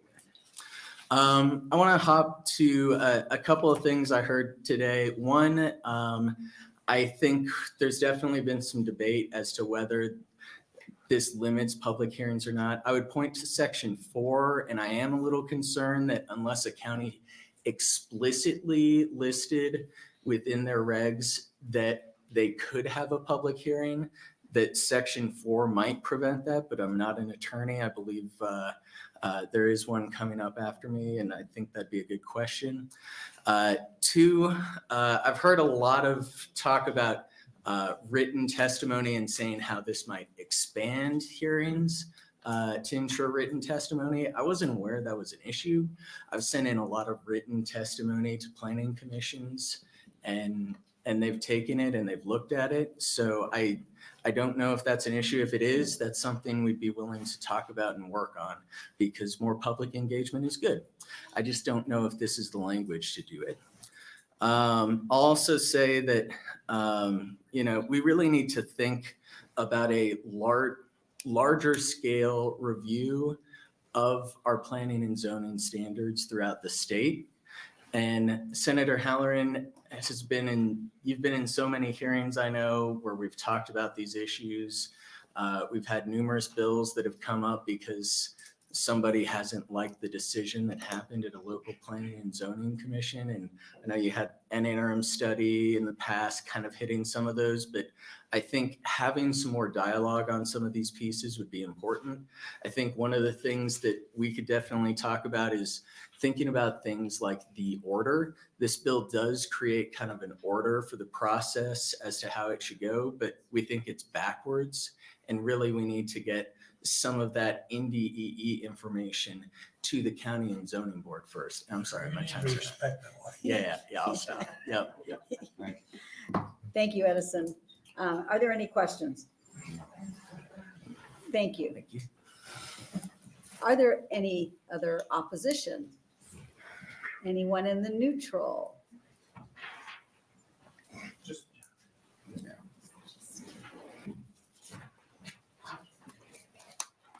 Good evening. Thanks for sticking around. You bet. I came all the way down here. My name is Anthony Schutz, Anthony. Last name Schutz, Schutz. I teach at the law school. I work for the university. I'm not here on the university's behalf or anything like that, but I've taught land use, agricultural law, water law, state and local government for the better part of the last 20 years. So I thought perhaps it would be helpful for me to come down and give you some thoughts on zoning generally in Nebraska, how that's developed, and some of the interesting aspects of this bill to think about, and then hopefully answer any questions that you might have if you have legal counsel. And there's been a few lawyers that have spoken, so maybe you don't have any legal questions. But county zoning in Nebraska has a long history. Mr. Hanson, I think, laid that out fairly well. A lot of the enthusiasm for the adoption of county zoning had to do with sort of transformations in the hog industry. And that is kind of what I think in many ways brings us here today. Since the mid 1990s into the 2000s, I've been down here a number of different times talking about different bills that have sought to change county zoning. All of those have been efforts to kind of, at least in some ways, grease the skids for large confinement operations. Those changes are relevant to sort of what you see here today. And so one interesting aspect of, one way of thinking about it is there's land use regulation and the way it's sort of operated on urban landscapes and sort of neo-Euclidean zoning and all of those sorts of things. But our county zoning is getting a little bit weird. In some ways, we have greased the skids for large animal confinement operations over the years. So one thing to think about is that a determination by the Planning Commission or the county board goes directly to district court. It doesn't go to a board of adjustment like you would have in many other sorts of land use schemes or a board of zoning appeals. Also, the current Nebraska statutes allow for a county, and it's sort of the baseline assumption is that if the county involves the Planning Commission in the issuance of a conditional use permit or a special exception, they have the exclusive jurisdiction to handle that particular question. So a county board has to affirmatively retain the ability to finally approve a conditional use permit or a special exception. And I'm not sure how many counties have done that sort of thing. The point is that if you eliminate the public hearing requirement at the conditional use permit level, or I'm sorry, at the Planning Commission level with regard to conditional use permits and special exceptions, it could be the case that in some counties you would never get a public hearing, that it would go directly to the district court from the Planning Commission. So I would encourage you to think about that. That would be weird. That would be a strange way to administer conditional use permits and special exceptions in the grand scheme of land use regulation and the administration of it. A few other things, you've heard a lot about the 90-day notion. How much did you all get done last year with 90 days? Time can slip by pretty quickly, right? So it's just one thing to think about. These can get pretty complicated pretty quickly. The importance of the public hearing, I think you've heard a lot about that and the difference between public testimony and written testimony. So with that in mind, I've just got one last observation. So one of the other things that's happened over the years in this body is bills to sort of restrict a thing called a nuisance action, which is a cause of action that an individual has for harms that are occasioned by somebody who lives next door to them or down the road, right? We've called those reforms to the Right to Farm Act, right? That common law cause of action is the way to sort of operate as a backstop for bad land use planning choices, right? So we've restricted that, and that's put a lot of pressure on the land use planning process to get things right. And so this public hearing that's associated with the issuance of conditional use permits is a pretty important and even more important thing now that we've come with Right to Farm Act and made some modifications to it that basically mean that if county zoning doesn't get it right, you're probably not going to be able to go to court to get a judge to make it right. So those are just some broader observations. But if you have any questions, I'd be happy to answer. Thank you, Mr. Schutz, for being here. Let me check to see Senator Hunt has a Thank you, question. Vice Chair Sanders. Thank you, Anthony, for being here. I don't have any questions, but I might reach out to you and ask some later. I just wanted to let you know. That'd be great. Yeah, Thank you. Thank you. Thank you. Any others? See none? Thank you very much. Any other in the neutral? See none? Senator Lowe, would you like to close? Oh, we also have position comments, hearing record. Proponents, there were 8. Opponents, 87. Neutral, 0. Thank you.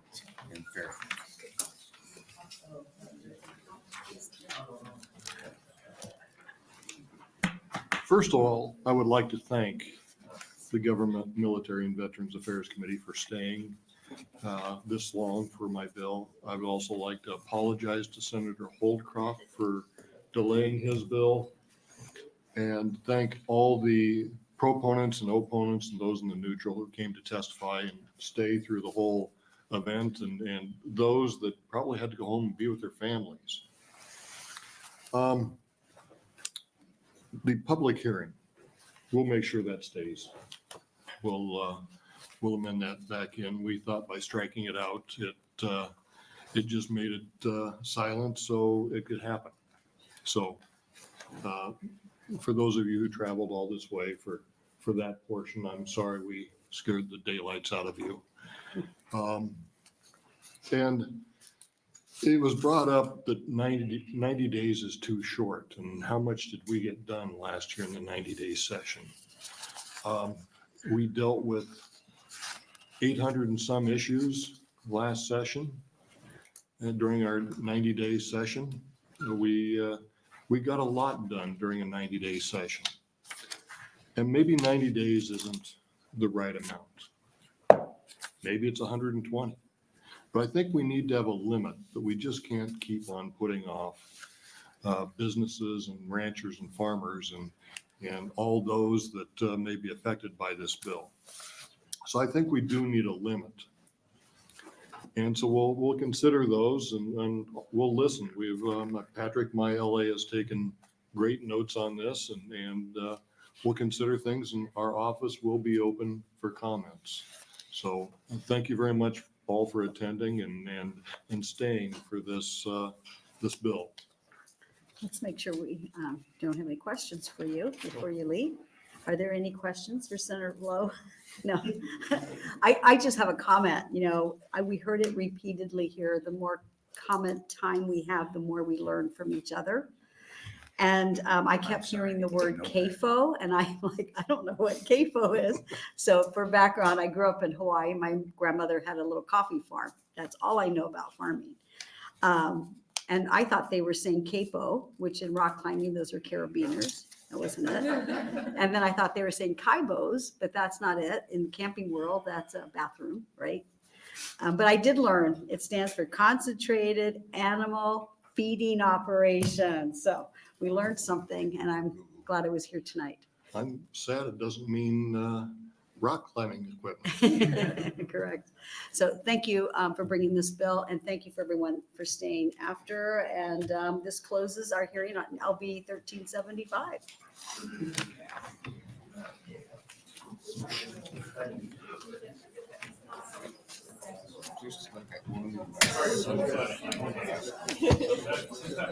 No more free speech.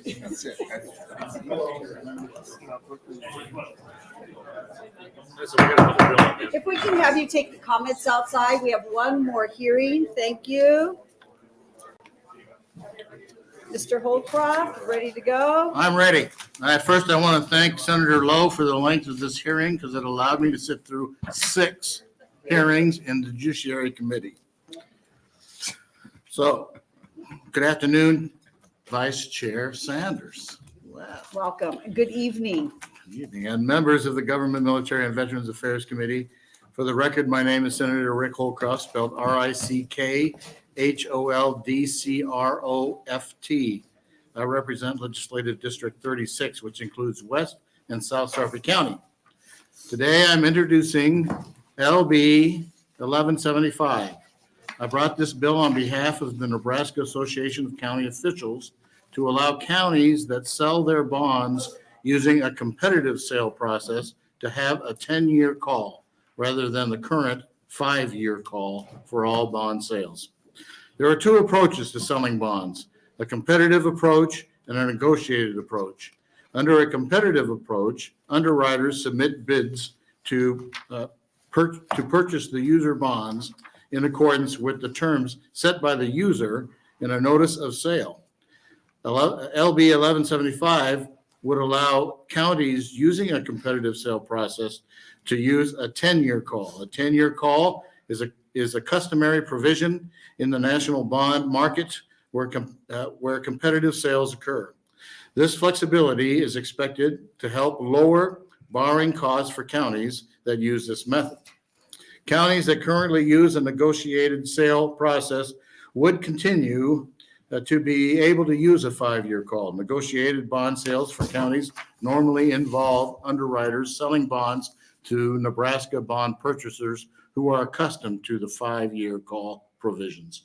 In addition to the call provisions, Section 3 of LB 1175 would modernize the statutory bond provisions to match current practice.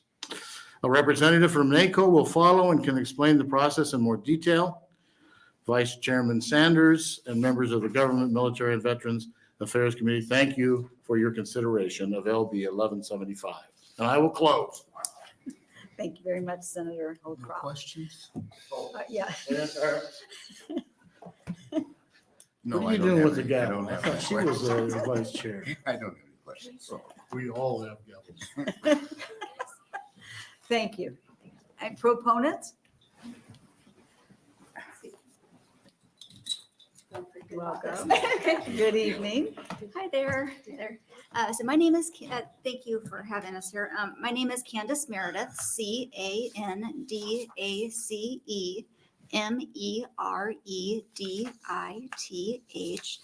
and I am the Deputy Director at the Nebraska Association of County Officials, otherwise known as NACO, and here today to testify as a proponent of LB 1175. Thank you for bringing this legislation on behalf of NACO. So basically, the goal is for 1175 is to provide counties with the ability to respond more effectively to the market conditions, ultimately providing the best value and potentially saving taxpayer dollars. The added language aligns counties with other public agencies, but also enhances their competitiveness in the market.